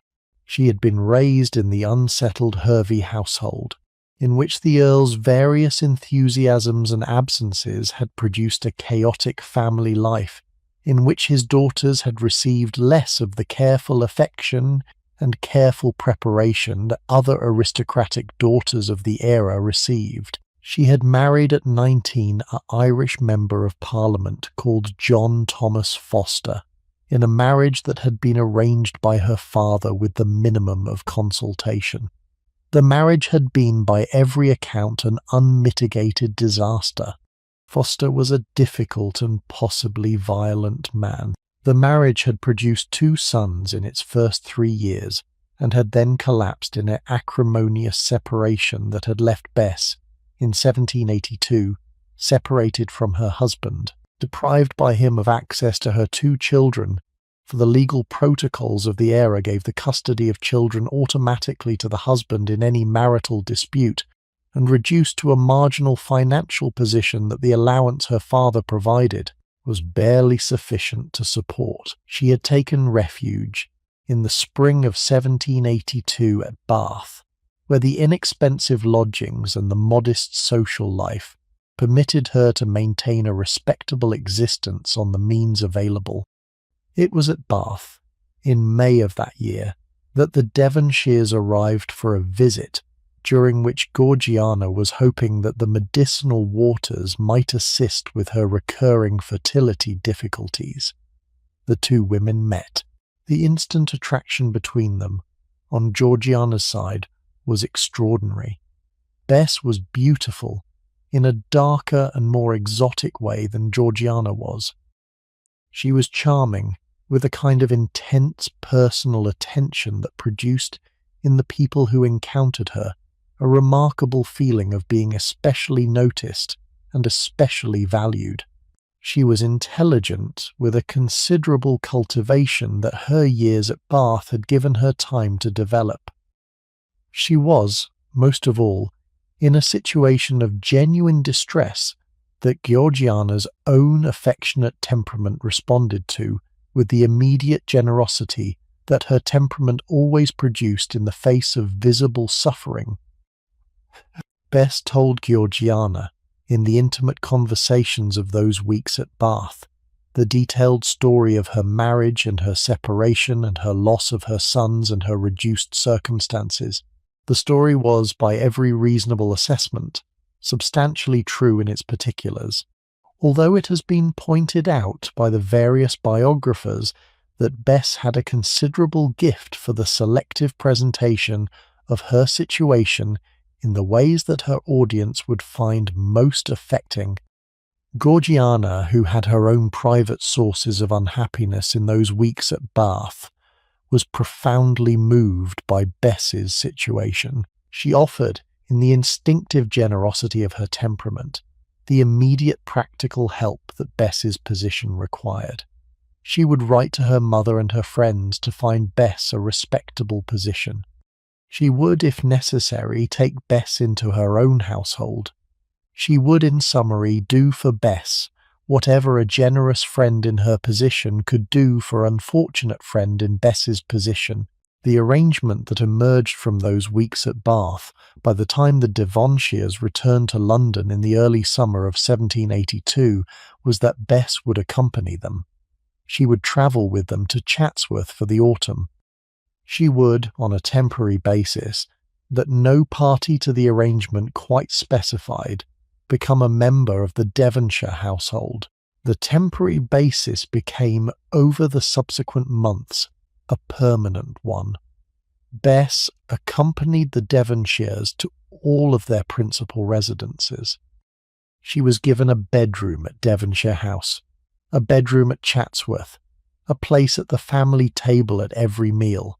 She became, by the closing months of 1782 and the early months of 1783, a permanent presence in the daily life of the Devonshire household. The complication of the arrangement, which the subsequent developments would in due course reveal, was that Bess's remarkable charm was working, in the private daily life of the household, on both Georgiana and the Duke simultaneously. Georgiana had, almost from the first encounter at Bath, fallen into what we would now describe as an intense emotional attachment to her new friend. She wrote to Bess constantly when they were apart, in letters of extraordinary affectionate intensity that have come down to us in considerable numbers. She referred to Bess in the most affectionate terms. She invested in the friendship the concentrated emotional energy that her unhappy marriage was leaving without other adequate outlets. The friendship was, on Georgiana's side, by the closing months of 1782, the principal emotional relationship of her life. The Duke, on the parallel side of the same household, was developing his own attachment to Bess. The nature of the Duke's attachment was, by the evidence that has come down to us, somewhat different from Georgiana's. The Duke was not, in the affectionate emotional sense, in love with Bess. He was, in the more straightforward physical sense, attracted to her.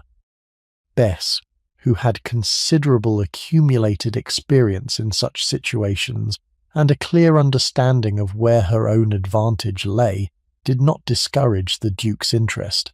By some point in the closing months of 1782 or the early months of 1783, the Duke and Bess had begun what would in due course become a substantial sexual relationship.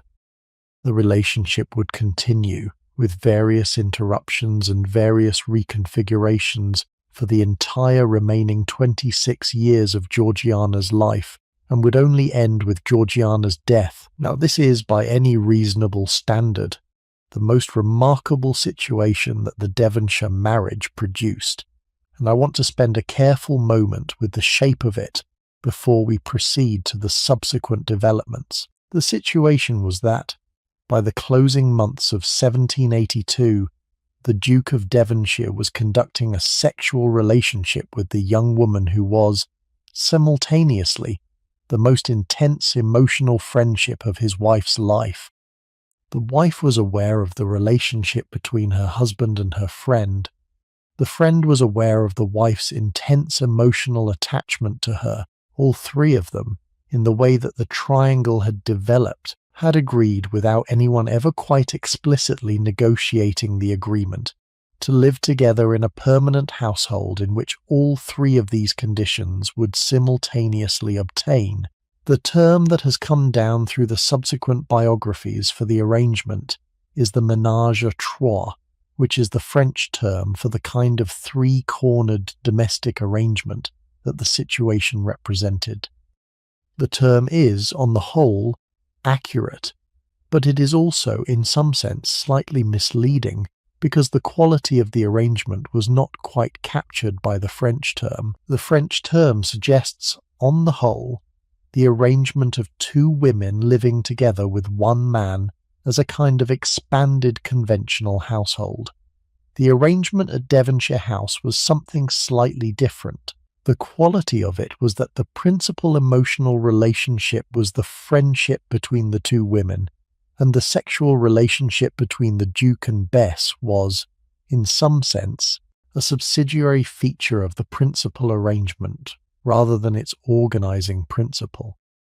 The affection between Georgiana and Bess was, by every account that has come down to us, the dominant feature of the household. The Duke's involvement with Bess was the subsidiary complication. The two women, in the psychological reality of the situation, were the primary couple, and the Duke was, in some sense, the accidental third party whose parallel involvement with Bess produced the scandal that the London world commented on, but did not in any way change the primary emotional reality of the household. The relationship between Georgiana and Bess was, by every careful reading of the surviving correspondence, the most intense and most affectionate relationship of Georgiana's life. The two of them wrote to each other constantly when they were apart, with the kind of intimate emotional language that the era's epistolary conventions made permissible between close women friends. They lived together when they were not apart in the unbroken daily proximity that the household arrangement permitted. They travelled together. They consulted each other on every important question of their respective lives. The friendship was, on Georgiana's side, the permanent emotional anchor that her unhappy marriage had failed to provide. Whether the friendship was, on Bess's side, equally devoted, has been the subject of considerable subsequent debate. Bess, who was a more calculating personality than Georgiana, and who had her own considerable interests to pursue within the household, was perhaps not as wholly devoted to her friend as Georgiana was to her, but the friendship, even in its most cynical interpretation, was substantial and lasting, and it was the principal feature of both women's lives for the next 24 years. The London world had, of course, considerable opinions about the arrangement.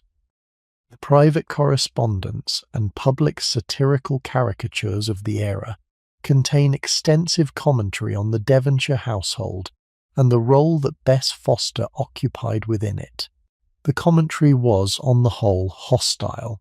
The assumption of the era was that Bess was a calculating adventuress who had insinuated herself into the household for her own material advantage, that the Duke was conducting a dishonourable affair with her under his wife's roof, and that Georgiana was a naive victim of the situation who was either too foolish to understand what was happening or too weak to do anything about it.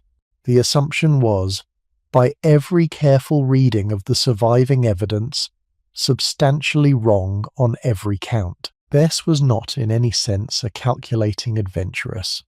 She was a young woman in genuinely difficult circumstances who had found in the Devonshire household a refuge that she was determined to maintain at whatever cost the maintenance required. But she was also a genuine friend to Georgiana, whose affection for her was substantially real. The Duke was not conducting a dishonourable affair under his wife's roof. He was conducting an open and substantially acknowledged relationship with a woman whom his wife had brought into the household and whom his wife was explicitly committed to evening there. Georgiana was not a naive victim of the situation. She was in the psychological reality of the household, the principal organising figure who had brought Bess into the household for her own reasons and who was getting, from the arrangement, the principal emotional support of her adult life. The Tory caricaturists who were inclined to interpret the situation in the most damaging possible way missed the psychological reality of the household by, in some sense, the entire substantive distance that the situation contained. The triangular household, having established itself by the early months of 1783, would continue in some form for the next 24 years. There would be, over those years, various modifications to the arrangement. There would be extended periods when Bess was not physically present at Devonshire House, when she was travelling on the continent, or staying with various of her relatives, or conducting one of the later separate phases of her own life. There would be periods of tension between Georgiana and Bess, in which the underlying jealousies and resentments of the triangular arrangement produced their inevitable accumulating frictions. There would be reconciliations, reaffirmations of the affection. The substantial pattern, however, would persist. The three of them, Georgiana and the Duke and Bess, would for the next 24 years conduct between them the extraordinary domestic arrangement that the late spring of 1782 at Bath had begun. There was, however, a particular turn that the arrangement took in the years 1783 to 1791 that I want to address now, because it is the period in which the dynastic obligation of the marriage was finally discharged, and the way in which it was discharged is one of the remarkable features of the household. The first child of the marriage was finally born on the 12th of July 1783. She was a daughter. She was christened Georgiana Dorothy Cavendish, and she would be known throughout her life as Little G. Her birth was, after 9 years of marriage and several miscarriages, the event that the marriage had been waiting for. Georgiana was, by every account, ecstatic.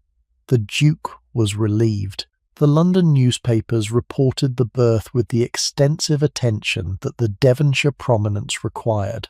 The fact that the child was a daughter rather than a son meant that the dynastic obligation, the production of an heir to the dukedom, had not yet been discharged, but the simple fact that a living child had finally been produced was, after 9 years, an event of considerable significance. The second child of the marriage was born 25 months later, on the 29th of August 1785. She was also a daughter. She was christened Henrietta Elizabeth Cavendish, and she would be known throughout her life as Harriot.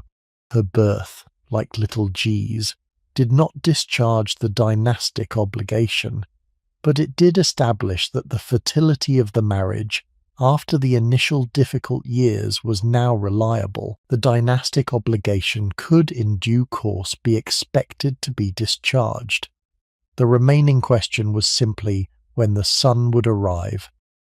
Between the births of the two daughters, however, an event occurred in the parallel life of Bess Foster that complicated the household considerably.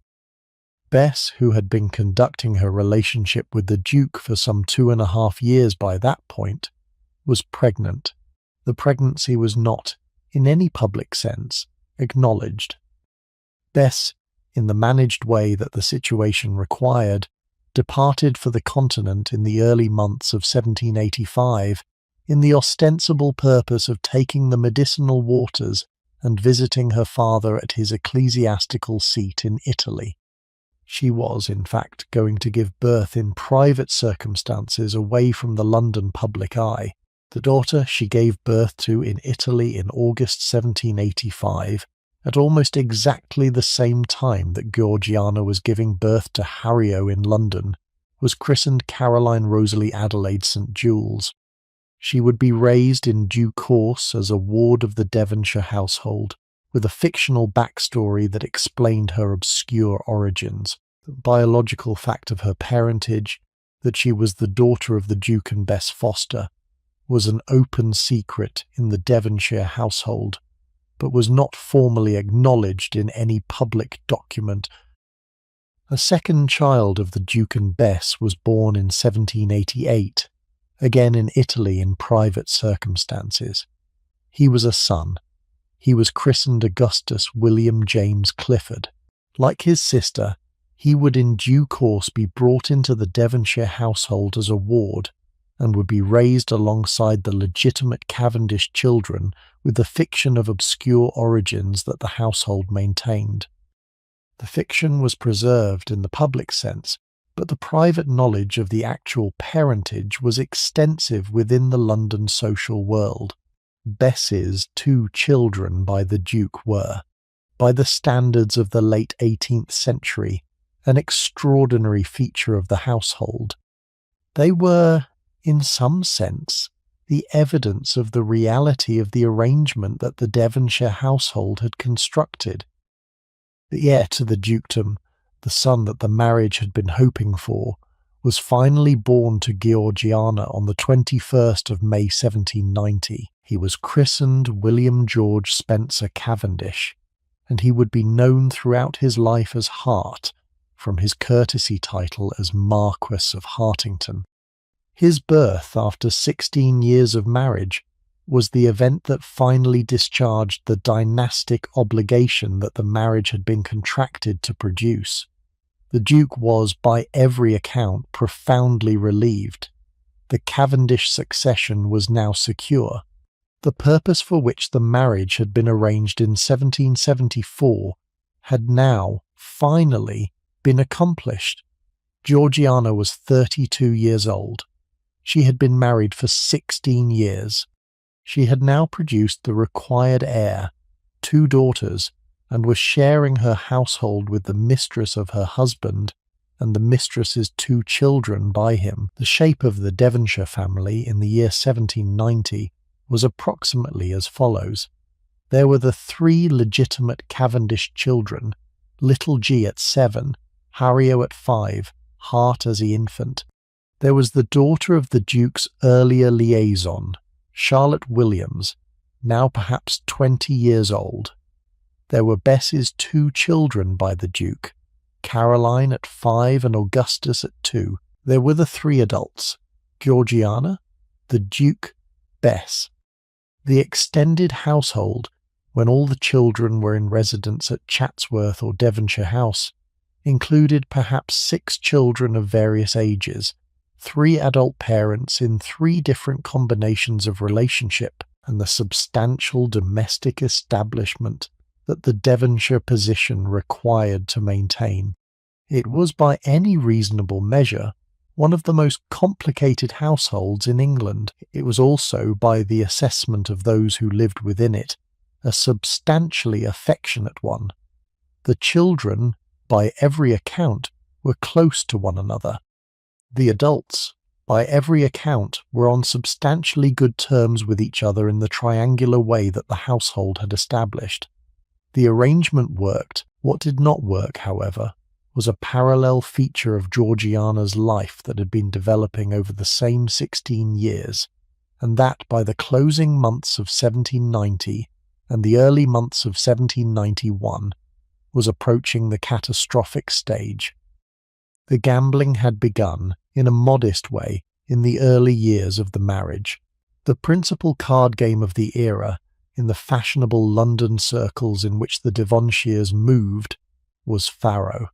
Faro was a simple game in its underlying mechanics. Players bet on the order in which cards would be drawn from a specially arranged deck. But it was, in its practical effect, an extraordinarily volatile game in which substantial sums could be won and lost in a short period. The game was conducted at the private houses of the senior aristocracy and at the specialised gambling clubs that London supported. The stakes at the fashionable tables were substantial. The evening's losses at an unfortunate session could run to several £1,000s, which in the 18th century, when an upper servant might earn £40 a year and a comfortable middle-class family might live on perhaps 300, was a sum of genuine consequence. Georgiana's gambling losses had begun in the first years of the marriage, in the modest way that recreational gambling produces. By the late 1770s, the losses had grown. By the early 1780s, they had grown further. By 1784, the year of the Westminster election, they had reached, by various careful estimates of the period, perhaps £20,000. By 1787, they were probably around 40,000. By 1790, they had reached, by Georgiana's own accounting in her private correspondence with her mother, somewhere close to £60,000. The figures by the standards of the era were extraordinary. £60,000 was approximately twice the entire annual income of the Devonshire estate. It was perhaps the equivalent, in modern income terms, of many millions of pounds. It was by any reasonable measure a sum that the marriage could not possibly absorb without substantial difficulty. The difficulty of the gambling was not simply the size of the losses. It was the way that Georgiana had been managing the losses over the years, which had produced by 1790 and 1791 a situation that was on the verge of collapse. The principal management technique she had developed was the careful concealment of the losses from her husband. The Duke had become aware, over the years of the marriage, of various of the recurring losses, and had on various occasions paid off the debts that Georgiana had brought to him. But Georgiana, who was genuinely afraid of the recurring confrontations that the revelations produced, had developed the habit of concealing the full extent of the losses and of borrowing from various small available sources, the sums required to cover the gaps between what the Duke had paid and what she actually owed. Clucker. The available sources had become, by the closing years of the 1780s, increasingly disreputable. She had borrowed from her friends. She had borrowed by the closing months of 1790 from the class of moneylenders that the era's fashionable society quietly used for the extreme cases of accumulating debt. The moneylenders charged extortionate rates of interest. The interest, accumulating on the principal, increased the total owed at an alarming rate. The situation by the early months of 1791 was that Georgiana owed, to various creditors at various rates of interest, a total sum that she could not, by any means at her disposal, possibly repay. The situation was approaching what, in the modern language of personal finance, would be called bankruptcy. The only question was when, and by what mechanism, the situation would finally come to her husband's attention. I want to pause here for a moment because the gambling itself deserves a more careful psychological reading than the bare account of the accumulating sums quite captures.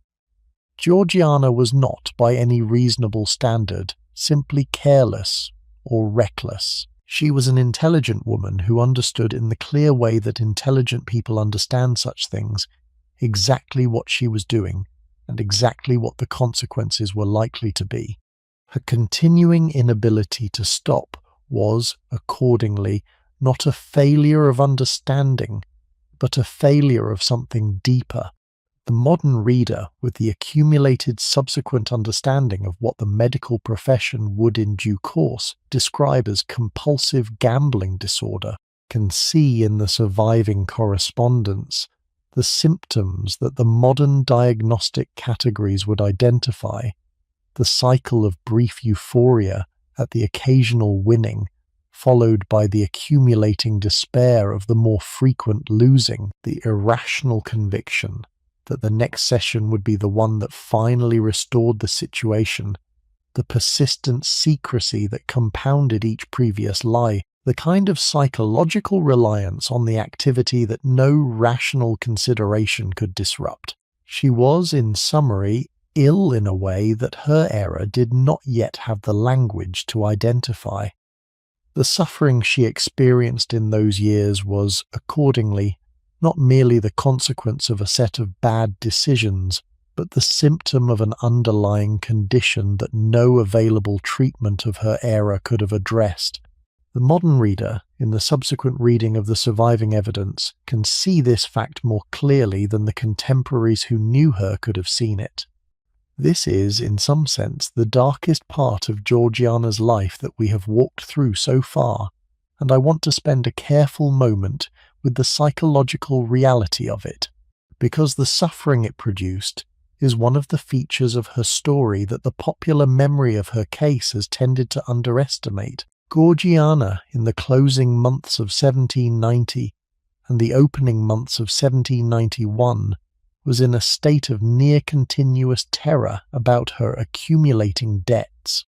She wrote, in those months, letters to her mother and to Bess and to Charles Fox that have come down to us, and the letters contain the evidence of the psychological state that the situation had produced. She was, by her own description, unable to sleep. She was, by her own description, in a state of constant anxiety that no distraction could relieve. She was contemplating, in the most desperate moments of those months, the possibility that the only escape from the situation was the escape from her own life. The letters contain various references to the possibility of the escape that modern readers will recognize as the symptoms of suicidal ideation. The situation had become, for her, intolerable. It was at this particular juncture in her life that the affair with Charles Grey began. I want, before we go to the affair itself, to spend a moment with Charles Grey himself, because he is the principal figure of the next phase of the story, and the role he played in Georgiana's life requires the acquaintance. Charles Grey was in 1791 26 years old. He had been born in March 1764, which made him almost exactly 7 years younger than Georgiana. He came from a Northumbrian aristocratic family, the Greys of Howick, that was substantially less wealthy than the Spencers or the Cavendishes, but was politically active and substantially Whig. Charles had been educated at Eton and at Cambridge, had entered Parliament at the age of 22 as a Whig member for Northumberland, and had become almost immediately one of the most promising young Whig politicians of his generation. He was tall, dark, conventionally handsome, with the careful, intelligent manner that his aristocratic education had given him. He was a fluent and effective parliamentary speaker. He was a substantial member of the Whig political circle that gathered around Charles James Fox. He was, in summary, the kind of promising young Whig that the Devonshire House circle was inclined to cultivate, and he had been, from the early months of his parliamentary career, a frequent guest at the Devonshire House dinners and the Devonshire House evening assemblies. The affection between Grey and Georgiana, which had been developing in the careful way that such affections developed by the closing months of 1790, reached the point at which it became, by the standards of the era, an actual affair. The moment at which the affection became the affair has not been precisely dated, but the evidence of the surviving correspondence suggests it was somewhere around the autumn or winter of 1790 or 1791. Grey was, by every account, deeply in love with Georgiana. Georgiana, in the psychological circumstances of those months, exhausted by her accumulating gambling debts, increasingly distant from her husband, whose own attention was now substantially with Bess, in need of the affectionate attention that her own temperament required, was, in the way that the circumstances allowed, increasingly receptive to Grey's attention. The affair, by the early months of 1791, was an established fact. The affair was, by the careful standards of the era's aristocratic society, in some senses not particularly unusual. The extramarital affairs of the senior aristocracy were a standard feature of the era's social life. The protocol of such affairs was that they were conducted with the minimum of public visibility, that the parties involved continued to perform the public functions of their marriages with the full external propriety that the position required, and that the private indiscretions, when they were eventually discovered, were absorbed by the system without permanent consequence. The affair between Georgiana and Charles Grey was, in this sense, conducted in a reasonably standard manner. They saw each other at the standard social occasions. They corresponded in the careful coded language that the situation required. They met on occasions in the private circumstances that the affair permitted. The affair was, by the standards of the era's protocols, a reasonably ordinary affair of the kind that a considerable number of senior aristocratic women of the era were conducting at any given moment. The complication, however, was that Georgiana became pregnant.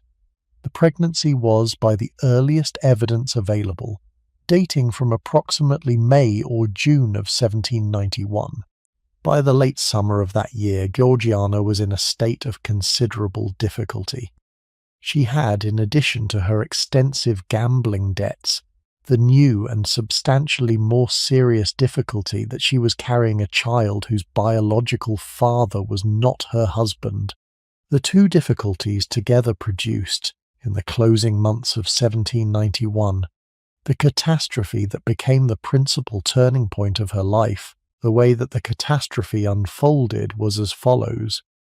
The Duke became aware, by some combination of the evidence available to him and the information that one of the members of the household had communicated to him, of the affair between Georgiana and Grey.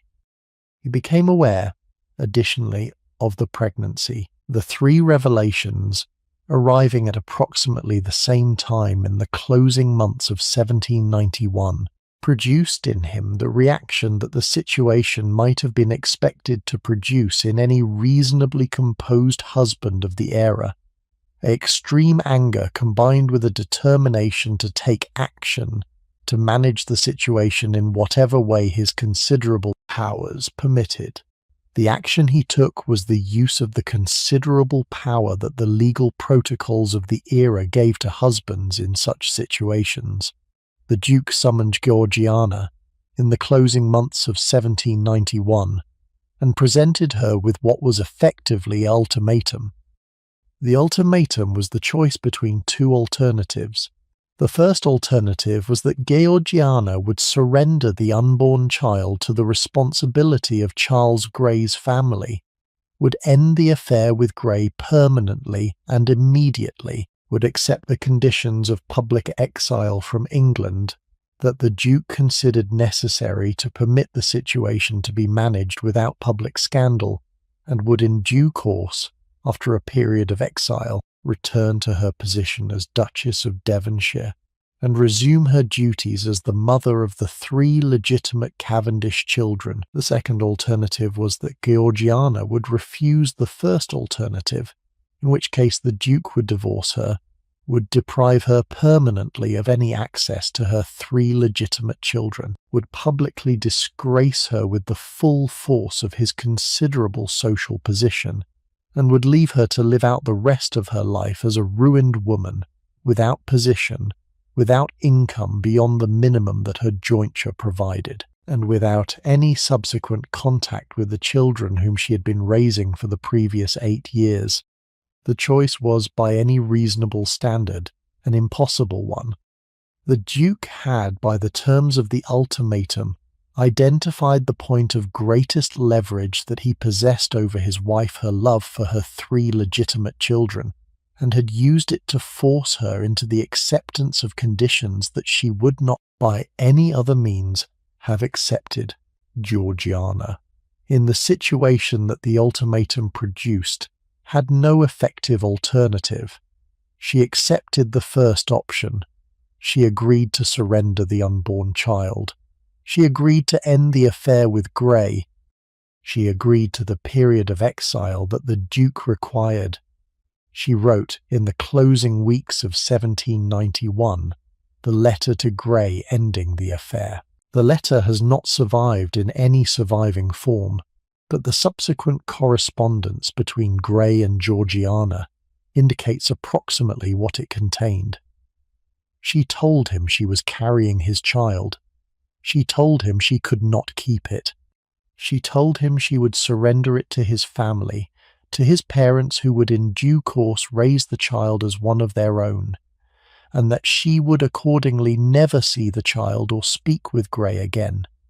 The affair was over. The child she was carrying would never be hers. She would, in the way that the Duke's ultimatum required, vanish from the lives of everyone involved for the period of exile that the situation demanded. The departure from England took place in the closing weeks of 1791. The composition of the travelling party was carefully arranged. Georgiana would be accompanied by her mother, Lady Spencer, who travelled with her in the role of supervising chaperone that the situation required. She would be accompanied by her sister Harriet, who was, by the accident of timing, also pregnant, although in Harriet's case the pregnancy was a legitimate one, the 4th child of her marriage to Lord Bessborough. She would be accompanied additionally by Bess Foster, who had insisted on accompanying her friend through the ordeal that the situation now required. The group of 4 women, Georgiana, her mother, her sister, and Bess, would travel together through France and Switzerland and Italy for the extended period of exile that the Duke had imposed. The timing of the exile, in the wider context of European history, was extraordinarily unfortunate. The group departed England in the closing months of 1791. The French Revolution, which had begun in 1789, and had been developing through 1790 and 1791 in accelerating ways, was about to enter the phase of its most extreme violence. The year 1792, into which the group was now travelling, would be the year of the September massacres in Paris, overthrow of the French monarchy, the year of the declaration of the French Republic, beginning of the wars between revolutionary France and the monarchical European powers that would in due course consume the next 23 years of European history. The group of 4 English aristocratic women, travelling for private reasons through the continent in the closing months of 1791 and the opening months of 1792, would find themselves in the middle of the most violent political revolution of the modern era, and the shape of their travels would be substantially determined by the accidents of where the revolutionary armies were and were not advancing at any given moment, The group spent the closing weeks of 1791 in Paris. Georgiana, who was at this point in approximately the 6th or 7th month of her pregnancy, attempted to maintain some appearance of normality in the fashionable society of the city. She visited the Tuileries Palace, where the French royal family, the King Louis XVI, and the Queen Marie Antoinette, and their 2 children, was now living under what was effectively house arrest following the failed flight to Varennes the previous summer. The visit to Marie Antoinette was a particularly affecting one.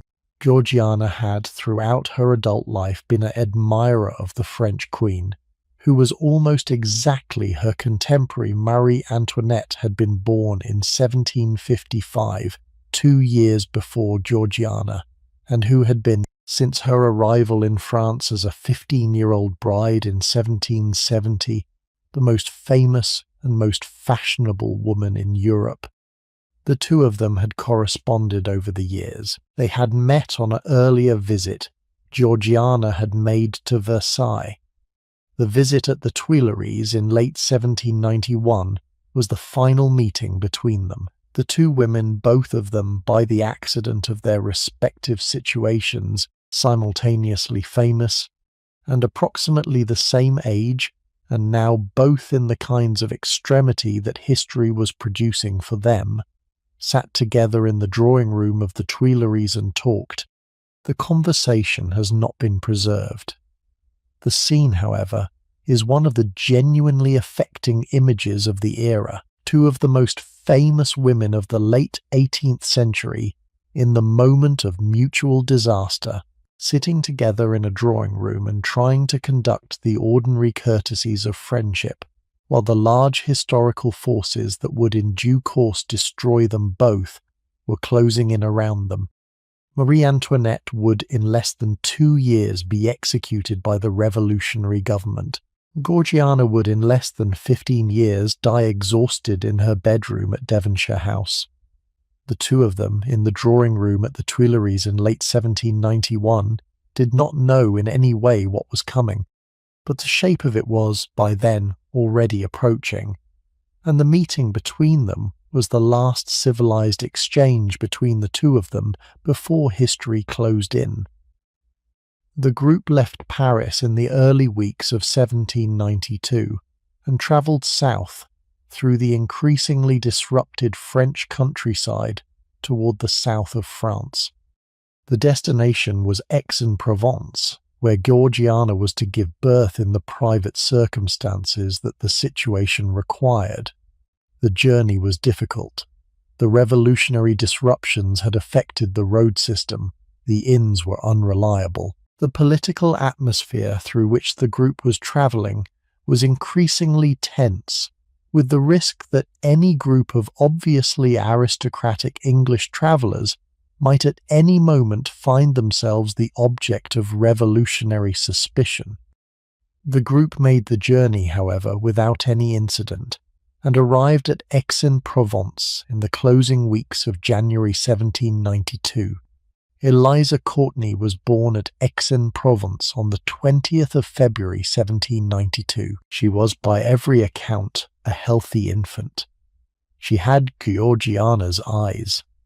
Georgiana, by the accounts in the surviving correspondence, was permitted to nurse the child for some period of weeks before the moment of the surrender. The moment came at some point in the spring of 1792, when arrangements had been completed for the infant to be transferred to the care of Charles Grey's parents at the Grey family estate at Hawick in Northumberland. The infant was given to a careful nurse who would convey her, in careful stages, back to England. Georgiana watched the carriage depart. She did not see her daughter again for many years. The psychological weight of the surrender has been documented in the surviving correspondence with the evidence of extraordinary suffering.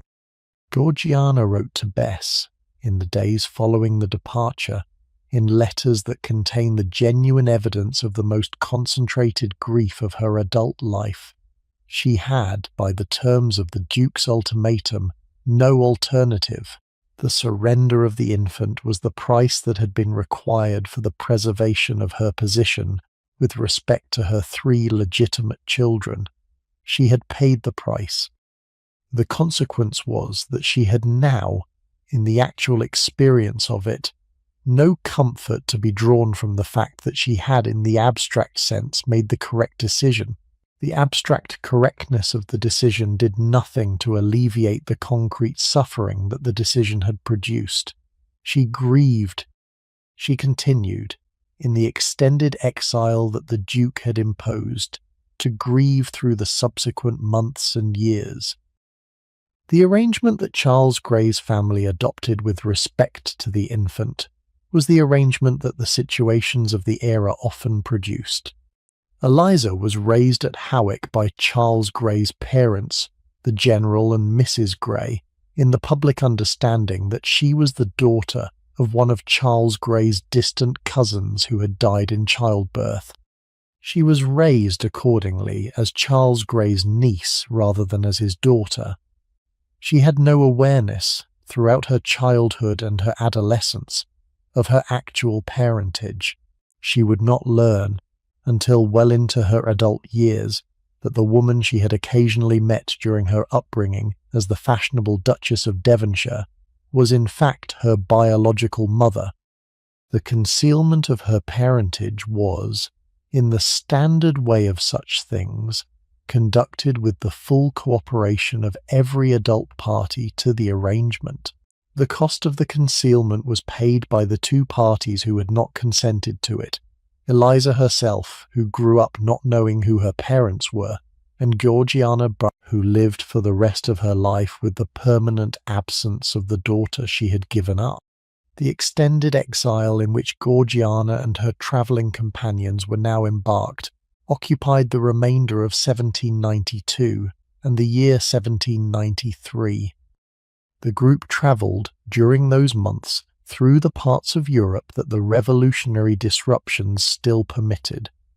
They went to Italy, where they spent the substantial part of 1792 in the relative tranquillity of Naples and Rome. They went to Switzerland in the early months of 1793, when the accelerating revolutionary violence in France was making any return through France inadvisable. They watched, from the distant European countries, the developments that the revolution was producing: the September massacres of 1792, the execution of King Louis XVI in January 1793, the declaration of war between France and most of the monarchical European powers, the beginning of the Reign of Terror under Robespierre in the later months of 1793 that would in due course produce the execution of Marie Antoinette in October of that year, and the several thousand other executions of the period. The psychological state of Georgiana through these months was, by the evidence of the surviving correspondence,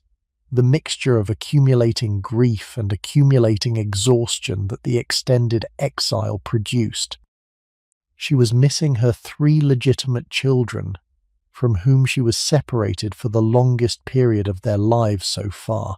She was missing her surrendered infant, whom she now knew she would never see again under the original circumstances of their relationship. She was watching from the enforced distance of the exile the destruction of the European world in which she had grown up, the French aristocratic world that her childhood travels had introduced her to, the friendships with various continental aristocratic figures whom the revolution was now killing or scattering. She was, in summary, in a kind of extended grief that no available comfort could particularly relieve. She continued, however, to maintain the careful surface of composure that her position required. She wrote her letters. She conducted her correspondence with her political associates. She kept, in the extended exile, her practical engagement with the concerns of the life she was no longer present in. Duke, during the extended exile, conducted his own set of communications with his absent wife. He wrote to her, on a reasonably regular basis, in the careful neutral tone that his personality permitted. He gave her information about the 3 children. He kept her informed about the estate matters and the political developments that her interest required. He did not, however, indicate any desire for her return. The return would happen in due course, when the Duke had decided that the extended period of exile had been sufficient. The Duke, by every account, was in no hurry to make the decision. The arrangement at Devonshire House without his wife, the Duke and Bess and the children, with the calmer daily life that her absence permitted, was in some way perhaps more comfortable for the Duke than the return of his wife would be. He delayed the decision through the months of 1792 and into the months of 1793. The decision was finally made in the autumn of 1793. The Duke wrote to Georgiana, indicating that she might now return to England. The terms of the return were not particularly negotiated. She would resume her position as Duchess of Devonshire. She would resume her care of the 3 legitimate children. She would, on the understanding that there would be no repetition of the events that had produced the exile, be permitted to resume her previous life at the Cavendish residences. The extended grief of the lost infant and the lost lover and the lost European world would be carried forward into the subsequent years of her life as a permanent feature of her interior existence. But the external apparatus of her life would be restored. She returned to England in the closing months of 1793. The reception at the Cavendish residences was careful. The 3 legitimate children were brought to her. Little G was now 10 years old. Harrio was 8. Hart, the heir, was 3.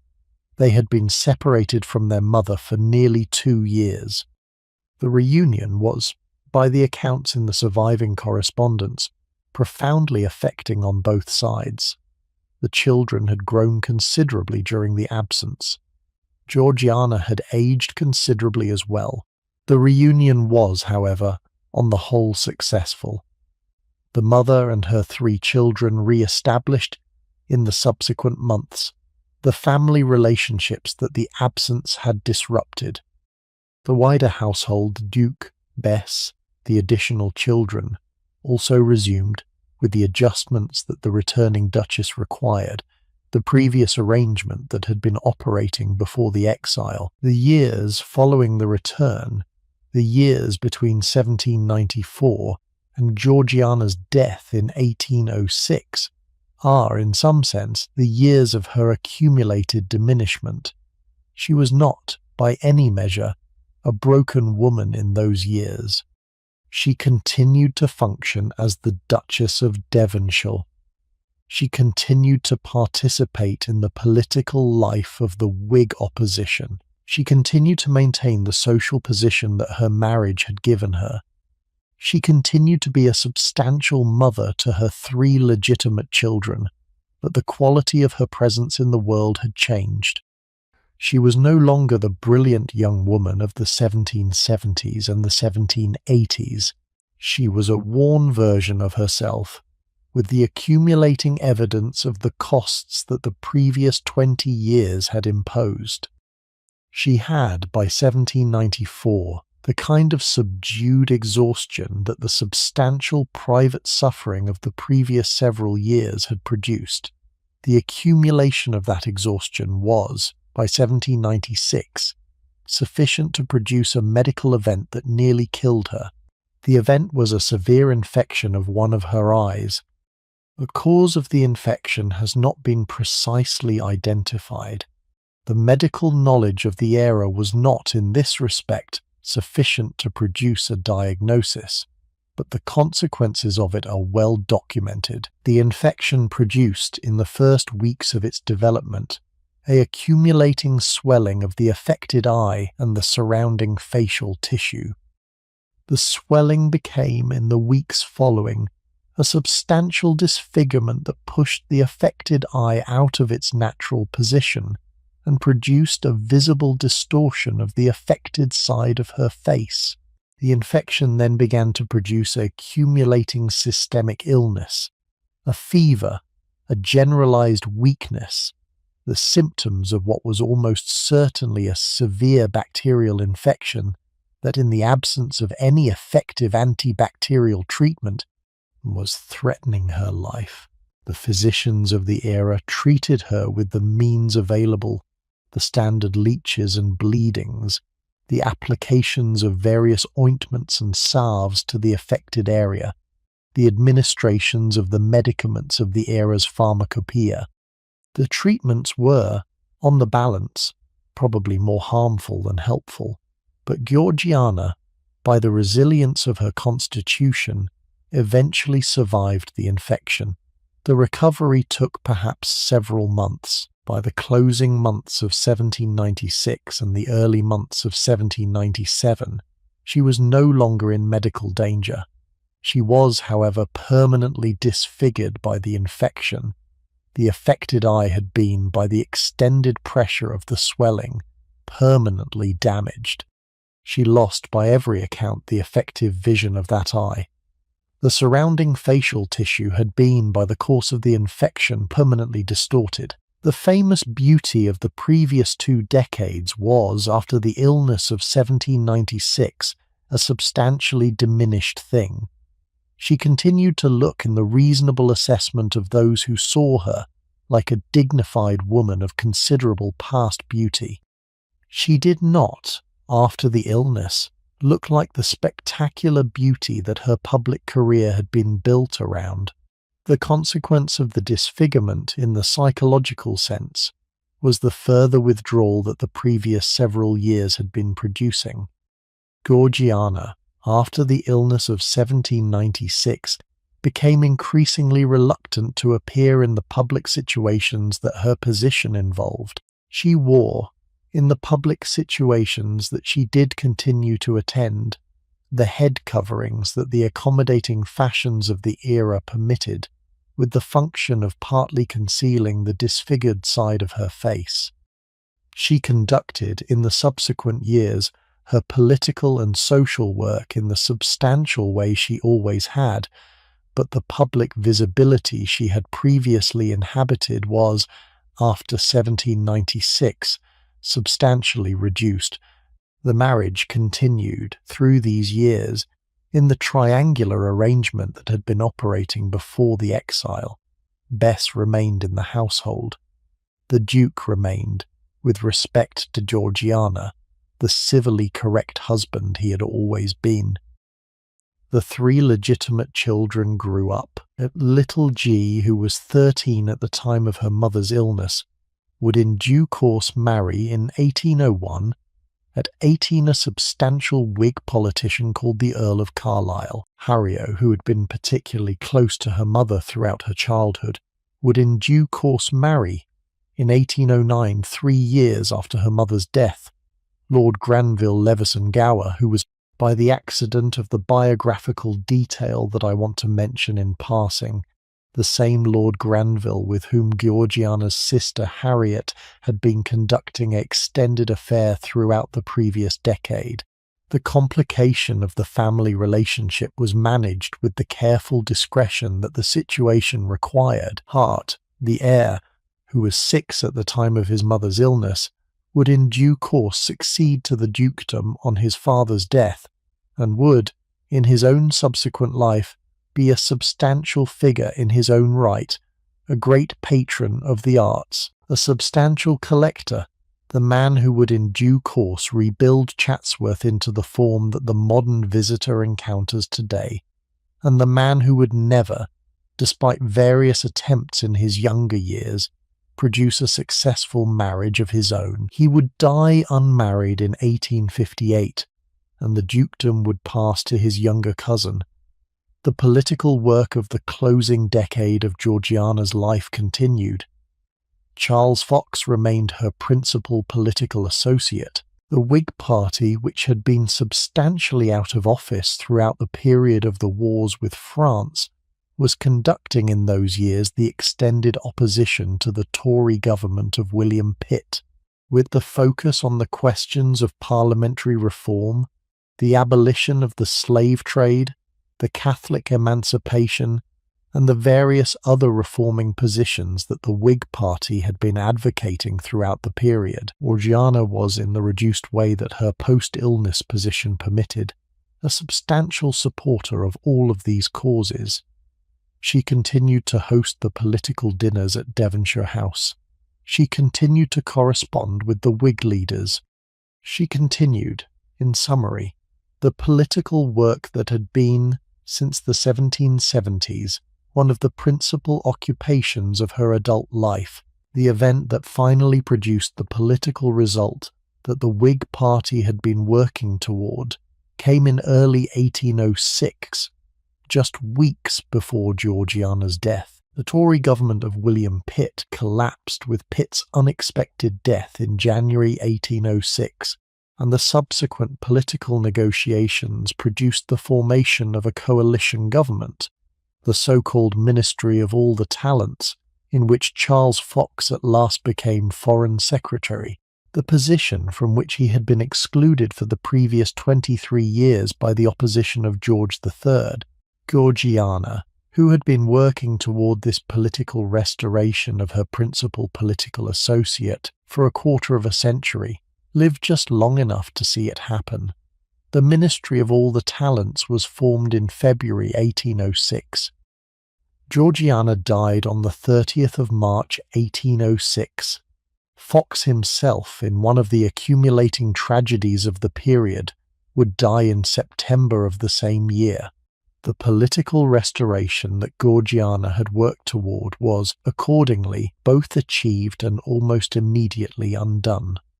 The more substantial political work that the Whig position would in due course accomplish, the abolition of the slave trade in 1807, the parliamentary reform of 1832, the Catholic emancipation of 1829, would be accomplished by the later generations of the Whig leadership, with Georgiana long gone. The final illness of Georgiana, which occupied the first 3 months of 1806, was the accumulation of the various accumulated weaknesses of the previous several decades. She had, by 1806, the accumulated effects of the recurring fevers and infections that her 30s and 40s had produced. She had the accumulated effects of the ongoing emotional weight that the various private griefs of her life had imposed. She had, by every reasonable assessment, the kind of accumulated exhaustion that no treatment could relieve. The clinical course of the final illness was a slow decline through the months of February and March, with the accumulating weakness that the steady decline produced. She was, by the closing weeks of March, confined to her bed at Devonshire House, with the physicians in attendance and the family gathered. She lost consciousness in the final hours. She died, by the accounts of those present, peacefully, on the evening of the 30th of March 1806. She was 48 years old. The reaction to her death was, by every contemporary account, extraordinary. The Duke, who had been the principal unsatisfactory feature of her life for the previous 32 years, was, by the accounts of those present, profoundly devastated. He wept openly. He could not, for some weeks, conduct the ordinary business of his life. He confessed, to the various intimates who attempted to console him in those weeks, that he had not realized, until the moment of her death, how much he had loved her. The form of the confession is, in some sense, one of the most painful features of the entire story. The Duke had been, throughout the marriage, almost wholly unable to express any affection for the wife who would have been so substantially comforted by even the modest evidence of it.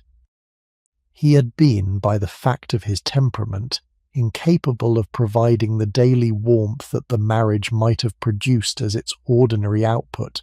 He had only, in the moment of her permanent absence, recognized the affection that he had in fact been carrying for her all along. The recognition came too late to do her any good. It was, accordingly, the kind of late discovery that the substantial human history of the era is full of, and the tragedy of it is one of the recurring features of any careful study of the era's marriages. The public mourning was extensive. The London newspapers carried the extensive obituaries that her position required. The Whig political establishment lost, in her death, the principal hostess and the principal informal organizer of the previous quarter-century. The senior aristocracy lost one of its most famous members. Charles Fox, who would in his own turn be dead within 6 months, wrote the affecting letters of grief that the relationship between them had earned. The Prince of Wales, who had been a close friend for the previous 20 years, sent the extensive condolences that his position permitted. The public mourning, in summary, was extensive and genuine recognition that the principal subject of the public attention of the previous 30 years had, in the moment of her death, been removed from the public stage that she had occupied with such consistent presence for so long. She was buried at the Cavendish family vault at All Saints' Church in Derby, where the previous generations of Devonshire dukes and duchesses had been buried before her. The funeral arrangements were managed by the Duke. The inscription on her tomb gives her name and her dates and her position as Duchess of Devonshire. The inscription does not naturally mention any of the private features of her life that I have walked you through. The public memory of her, in the immediate years following her death, was substantially the public version that her position required, with the private complications managed in the standard private ways that the era preferred. The funeral procession from London to Derby was, by the accounts in the surviving documentation, a substantial affair. The coffin travelled by carriage, draped in the black velvet that the Cavendish funerary protocols required, accompanied by a substantial party of mourning servants and family members. The route through the Midlands was lined, in the market towns through which the procession passed, by respectful crowds who had come to see the final passage of the woman whose celebrity had been one of the features of their small national imagination for 30 years. She had been throughout her adult life one of the most famous private persons in England. The last journey of her physical body through the small Midland landscape was, in some way, the final public acknowledgement of the position she had occupied for the previous 3 decades. She arrived at All Saints' Church on the morning following her death. The interment was conducted with the careful Anglican rites that the Cavendish family religious sympathies had always preferred. The heavy stone of the vault was lowered into place over her.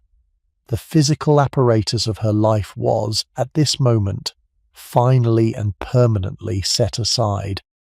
I want to spend the closing portion of the story with what came after, because the subsequent developments are part of the full understanding of her life and of the patterns that her choices had set in motion. The first development was the marriage of Bess Foster to the Duke. Bess had remained in the Devonshire household after Georgiana's death, in the ambiguous role that she had occupied for the previous 24 years. After a period of mourning, the Duke decided to marry her. The marriage took place in October 1809, 3.5 years after Georgiana's death. Bess, who had been the mistress of the household for 27 years, became at last, in her late 40s, the legitimate 6th Duchess of Devonshire. The marriage was widely criticised in the London social world, where the arrangement of the previous 24 years had been substantially understood, and Bess was not, by every account, particularly welcomed by the wider Cavendish family, or by the Whig political circle that had been Georgiana's principal social context. She lived in her new position until 1824, by which time the Duke had also died and the dukedom had passed to Hart, who would as the sixth Duke be the principal Cavendish figure of the subsequent decades. The Duke himself died in 1811, 5 years after Georgiana, at the age of 62. He had been, by every account, considerably reduced after his wife's death, and the 5 years of his widowhood with Bess had not, by various accounts, produced any substantial improvement in his spirits. He was buried with Georgiana at the All Saints' Vault in Derby. The marriage of 32 years had ended. The 3 legitimate children pursued the substantial subsequent lives that I have already mentioned. Little G, the Countess of Carlisle, would have a long marriage and several children, and would die in 1858. Harriot, the Lady Granville, would have a similarly substantial marriage, and would die in 1862. Hart, the 6th Duke, would never marry, would become the great patron of the Cavendish artistic and architectural inheritance, and would die in 1858, with the dukedom passing to his cousin's son. The line of legitimate Cavendish dukes that descended from Georgiana would continue through the junior branches of the family into the modern era. The current Duke of Devonshire, at the time of this telling, is the descendant in unbroken line from the 5th Duke and Georgiana through the subsequent Cavendish generations, the 2 illegitimate children of the Duke and Bess. Caroline St. Jules and Augustus Clifford were both eventually given the recognition that the adult arrangements of the family permitted. Caroline married, in 1809, the writer Henry George Lamb, who was the younger brother of William Lamb, the future Lord Melbourne and Prime Minister. Augustus, after a substantial career in the Royal Navy in which he rose to considerable seniority, was given a baronetcy by the Whig government in 1830 and lived a substantial life as Sir Augustus Clifford. Both of them lived in their adult years in the comfortable position that the Devonshire connection permitted.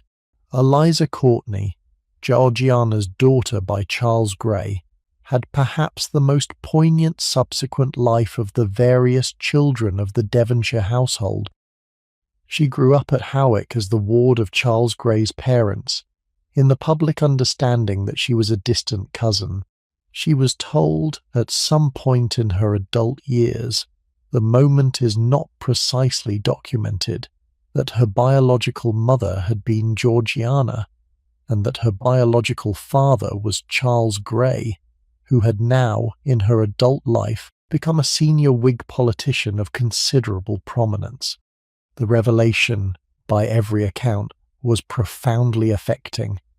Eliza had grown up not knowing who her mother was. She now learned that her mother had been one of the most famous women in England, and that her mother had been, when she was an infant, the subject of the exile and the surrender that had defined Eliza's early existence.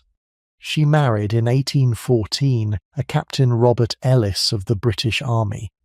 She had, in her subsequent life, several children. She lived in the private way that the subsequent management of her situation produced, a substantial and apparently happy adult life. She died in 1859. The line of descent from her through her children and her grandchildren continued into the subsequent generations of English society in the absorbed way that such lines of descent generally do.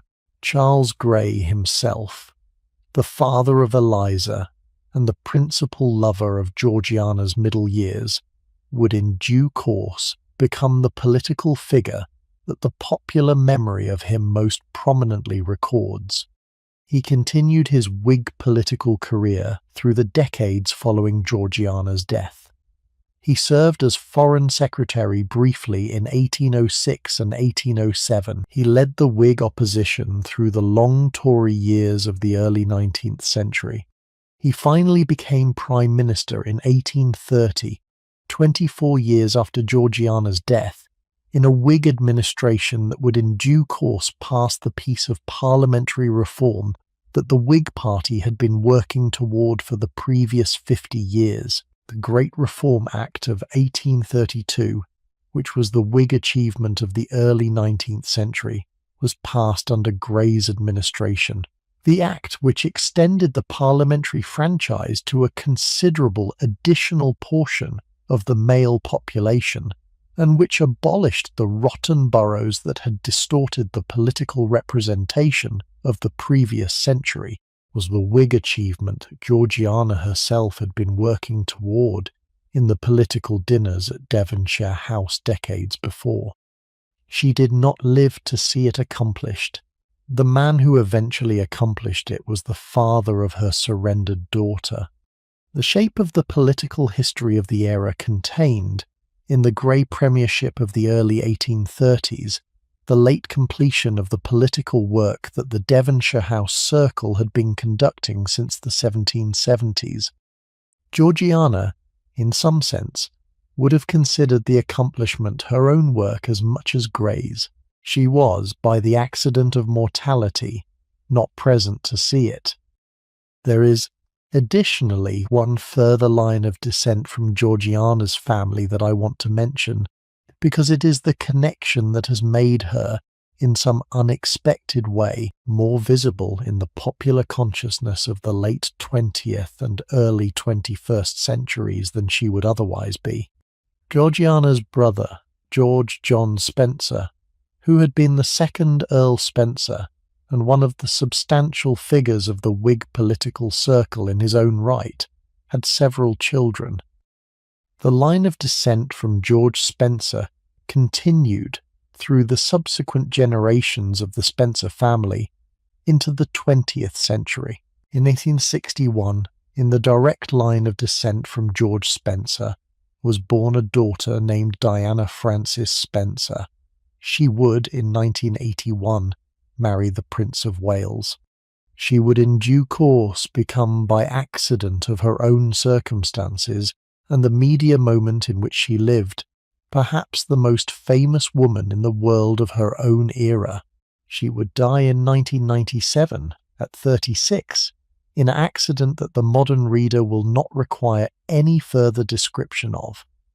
She was, by the genealogical reckoning, Georgiana's great-great-great-great-niece. The connection between the two famous Spencer women, separated by 2 centuries but connected by the unbroken thread of family, has been the subject of various small subsequent reflections in the popular memory of the period. The physical resemblance between the two of them, both fair-haired, both tall, both possessed of the kind of beauty that the public attention of their respective eras especially valued, has been frequently noted. The echo of the one life in the other has been one of the accidental features of the subsequent reception of Georgiana's story that the modern viewer of her portraits cannot help but register. I want to spend, before we move to the closing reflection that the life invites, a careful moment with a particular dimension of Georgiana's existence that the popular memory of her case has tended substantially to overlook. The dimension is the substantial intellectual and literary life that she conducted, alongside the more famous public dimensions of her position, throughout her adult years. Georgiana, who had been substantially educated by the careful program that her mother had arranged in her childhood, did not abandon the intellectual life when she became Duchess of Devonshire.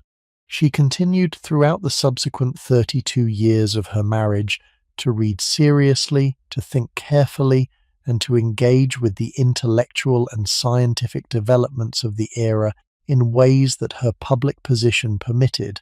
She had, throughout her adult life, a substantial private library at Devonshire House that contained the principal works of the contemporary literature and philosophy. She corresponded in the substantial way that the era's epistolary culture permitted with various of the intellectual figures of the period. She subscribed to the principal periodicals. She maintained, in summary, the substantial intellectual engagement that her considerable intelligence required. She was also, by the accident of her temperament, drawn to the natural sciences with a particular interest. She studied, with the careful attention that her temperament could produce, both botany and mineralogy. She conducted, at Chatsworth in the periods of her residence there, the scientific investigations that the new instruments and developing methods of the era permitted. She accumulated, over the years, a substantial private collection of mineralogical specimens that the subsequent generations of the Cavendish family preserved, and that became in due course one of the substantial scientific holdings of the family. She corresponded on scientific questions with various of the senior scientific figures of the era, among them the great chemist Henry Cavendish, who was a distant cousin of the Duke, and one of the principal scientific figures of the late 18th century. The scientific work that Henry Cavendish was conducting in those years, the experimental investigations that would in due course establish the composition of water and the properties of various of the newly discovered gases, was substantially suppo, in the practical financial sense, by the Devonshire family connection, and Georgiana's own interest in the scientific questions made her one of the Cavendish figures who took an interest in his work. She wrote in the periods of her life that the various interruptions permitted, both in prose and in verse.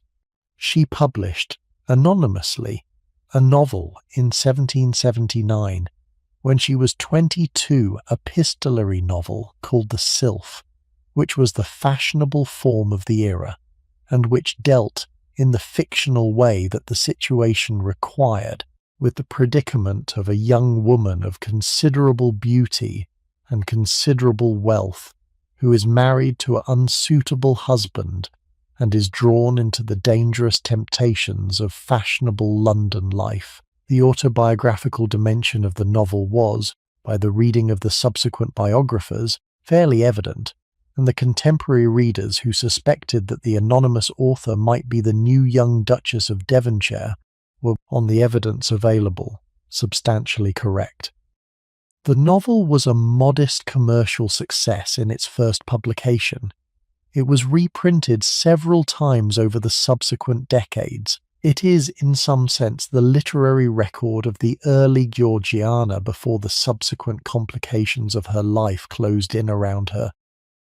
She wrote, in addition to the novel, a substantial body of private verse poems addressed to her children, poems about the natural landscapes of Chatsworth, poems about the emotional concerns of her private life.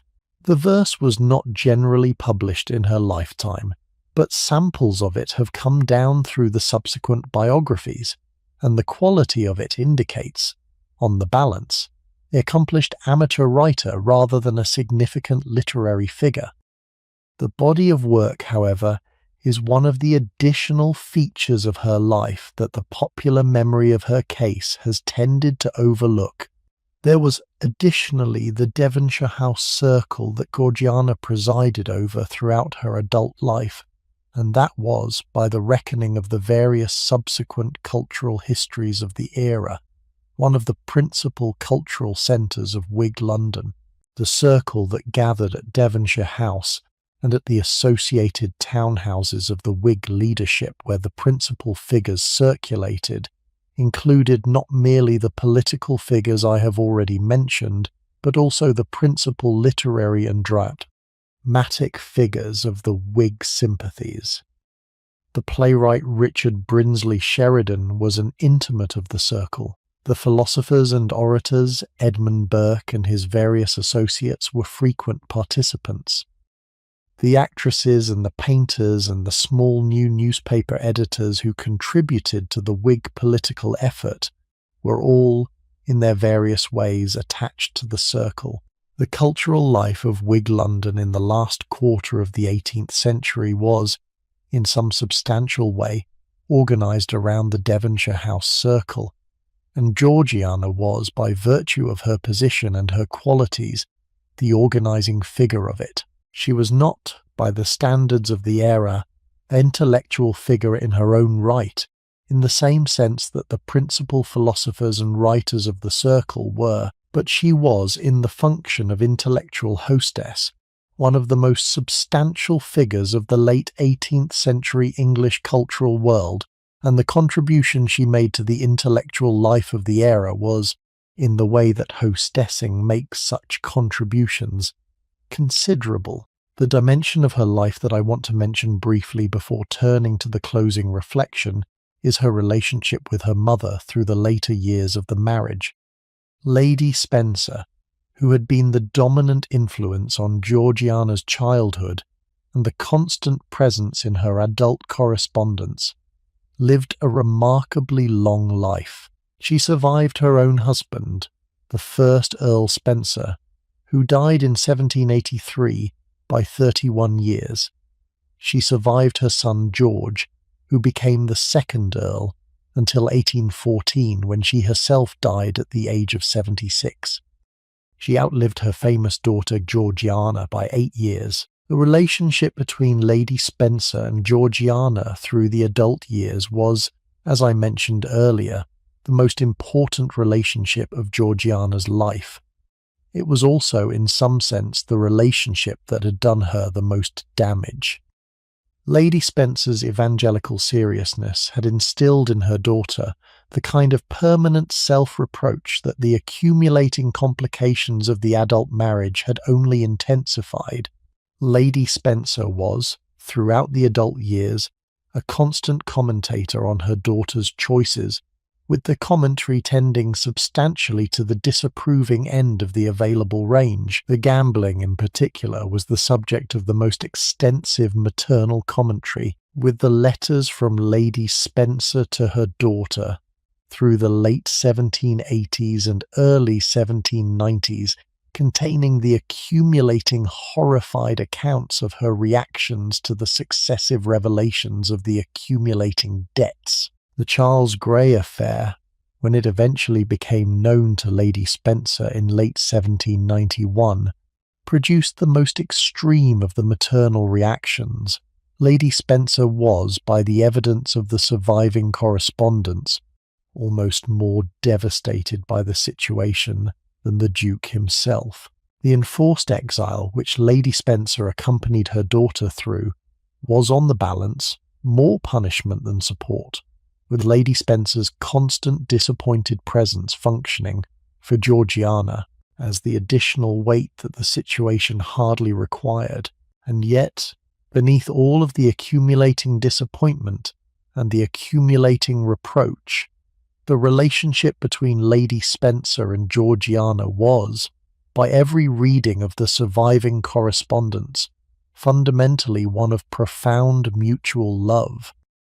The two of them, in the constant letters across the 32 years of the marriage, sustained the small constant communication that the love required. Lady Spencer was, in the final illness of 1806, present at her daughter's bedside through the closing weeks. She held her daughter's hand at the moment of her death. She wrote in the subsequent weeks the letters of grief that the death produced in her with the intensity that made clear the depth of her affection. The relationship between Lady Spencer and Georgiana was, in this final reckoning, the kind of complicated and permanent love that the relationships between mothers and daughters most often actually are. I want to spend, before we close, a careful moment with the larger meaning of the life we have walked through, because the life is, in its particular way, one of the representative cases of a particular set of historical conditions, and the representative quality of it gives the individual story a slightly larger significance than the individual story alone would carry. The conditions are the conditions of the late 18th century English aristocratic marriage conducted under the social and legal arrangements of the era. The arrangements gave to the senior aristocratic woman a set of advantages that almost no other women of her time enjoyed. The substantial wealth, the substantial position, the considerable freedom of daily action that the position permitted, the small, substantial education that the mothers of the position generally arranged for their daughters. The arrangements also gave to the same women a set of constraints that the substantial advantages did not, in any way, fully compensate for. The principle of the constraints was the terms of the marriage itself, which placed the woman of the senior aristocratic position in a situation in which her most important life decisions had been made for her by her parents, in which her daily existence was conducted in the constant presence of a husband whom she had not chosen, in which her principal social function was the production of an heir, and in which her psychological and emotional needs were, by the assumptions of the era, considered substantially secondary to the dynastic and financial purposes of the marriage. The situation of an aristocratic woman of the era was accordingly one in which the substantial external advantages of her position coexisted with the substantial internal constraints that the marriage arrangements imposed. Some of the women of the era's senior aristocratic marriages found that the external advantages were, on the balance, more substantial than the internal constraints, and they conducted, in their cases, lives that were on the balance happy and on the balance fulfilling. The outcome depended, in the way of these things, on the accidents of personality and circumstance, on the temperament of the woman in question, the husband her parents had chosen for her, on the match or mismatch between the two temperaments, on the events that the subsequent decades happened to throw at the marriage. Georgiana's case was, in this spectrum, an unusually difficult one.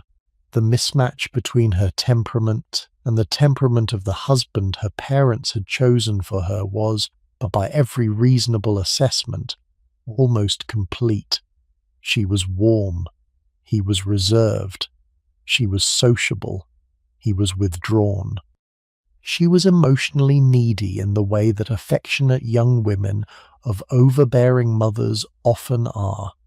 He was emotionally unable to provide the substantial affectionate response that her needs required. The marriage was, on the level of daily emotional exchange, a disaster from its first day. The way that Georgiana managed the disaster over the subsequent 32 years was the way that determined the shape of her life. She managed it, on the whole, by constructing around herself a substantial alternative emotional life that the failure of the marriage had left her free to construct. The alternative emotional life was, in its principal feature, the intense friendship with Bess Foster that occupied the principal share of her adult emotional energy.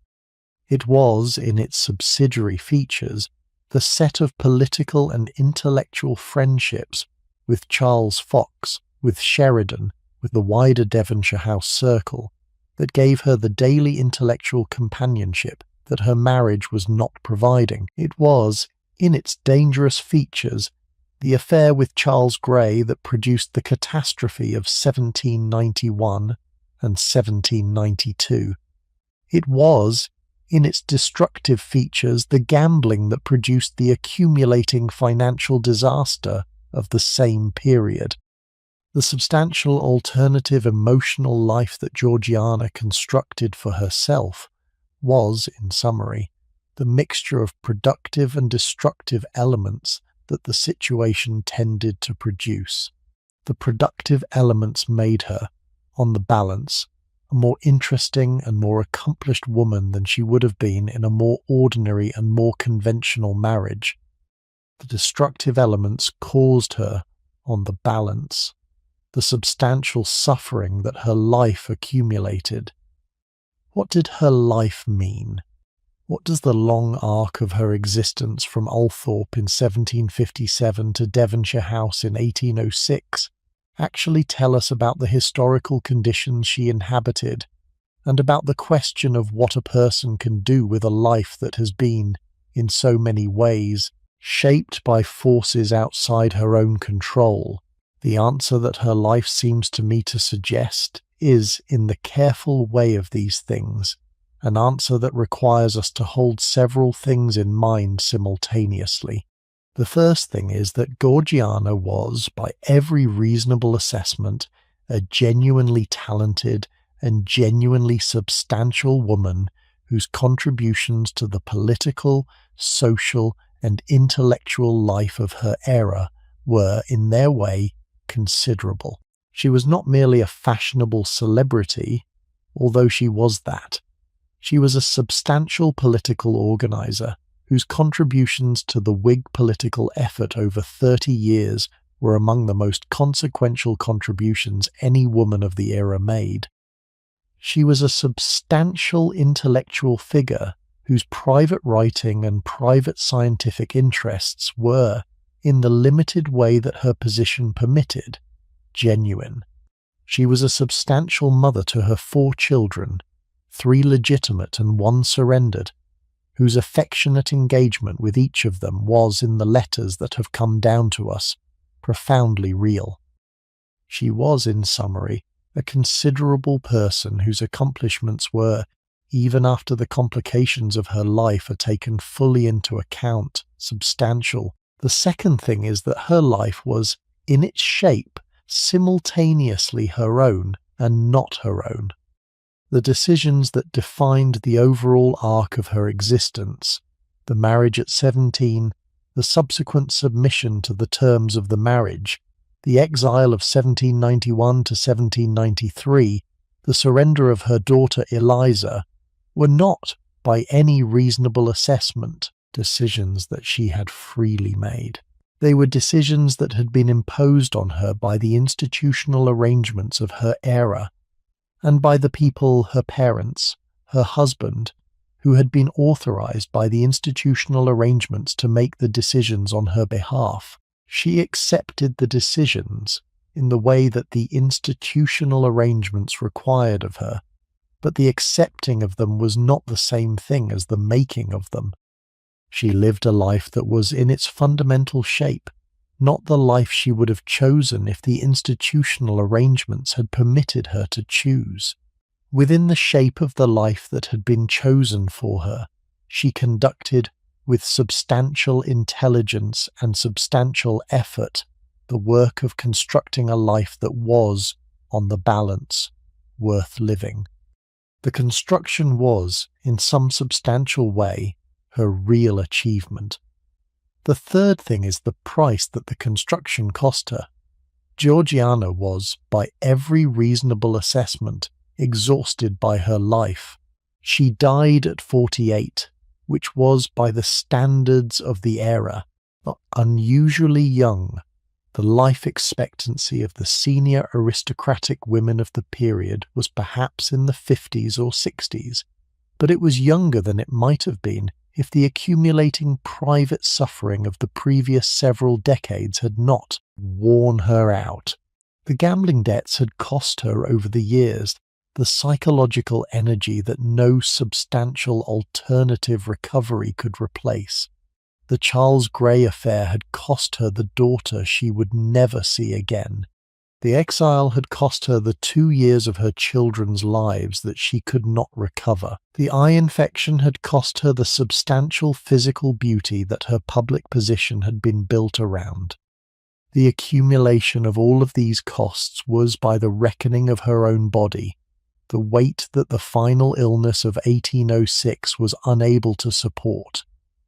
I want to leave you with the image that I think captures her best. It is not the image of the fashionable young Duchess of the late 1770s, with her spectacular feathered headdresses and her spectacular London entertainments, although that is the image that the popular memory of her case has tended substantially to fixate on. It is not the image of the political celebrity of the Westminster election of 1784, although that is the image of her most prominent public engagement. It is the image of Georgiana in some evening of perhaps 1798 or 1799, 2 or 3 years after the eye infection of 1796, when the disfigurement was no longer a recent shock, but had become a permanent feature of her daily existence. She is in her private sitting room at Chatsworth. She is perhaps 40 years old. She has on her lap one of her reading projects of those years, perhaps a volume of botanical illustrations, poetry. Her 3 children, little G now 16, Harrio now 14, Hart now 8, are in the house with her, at various points of evening occupation. Bess is in another room, at her own evening occupation. The Duke is at his clubs in London, or at one of the other Cavendish residences. The evening is quiet. The fire is in the grate. Georgiana sits in the composure that the accumulating substantial experience of her 40 years has produced. She is no longer the spectacular young woman she was. She is also no longer in the extreme distress that the several years before the eye infection produced. She is in the late middle stage of her life, when the accumulated experience has produced, in her, the kind of mature equilibrium that the substantial private suffering of the previous decades has by some alchemy produced.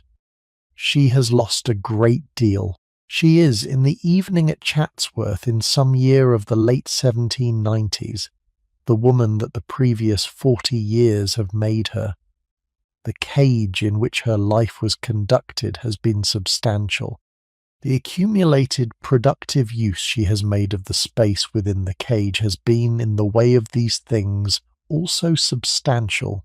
The image of her, in the evening at Chatsworth, is the image of a substantial person whose substantial life has, despite everything, been worth conducting. The story I have walked you through tonight is one of the great life stories of the late 18th century. It is the story of a woman whose life began in a position of immense privilege and immense constraint, who was married at 17 to a husband she had not chosen, who managed the consequences of the marriage with the intelligence and effort that her character permitted, who suffered the catastrophes that her situation produced, who built around the failure of her marriage the alternative emotional and political and intellectual life that gave her existence its substantial content, who paid the accumulating small price that the life required, who died at 48 in the worn-out way that the accumulating small price eventually produced, and who was buried in the way that the institutional arrangements of her era required, with her husband at the Cavendish family vault. The life is long. Sleep well. Georgiana, 5th Duchess of Devonshire, lies buried at the Cavendish family vault at All Saints' Church in Derby. Her dates are 1757 to 1806. Her accumulated small contributions to the political and social and intellectual life of her era are, in the accumulated way of these things, recorded in the permanent record that the subsequent biographers and historians and small readers of her letters continue to consult. The cage is open. The daughter is at peace. The world that produced her story is gone.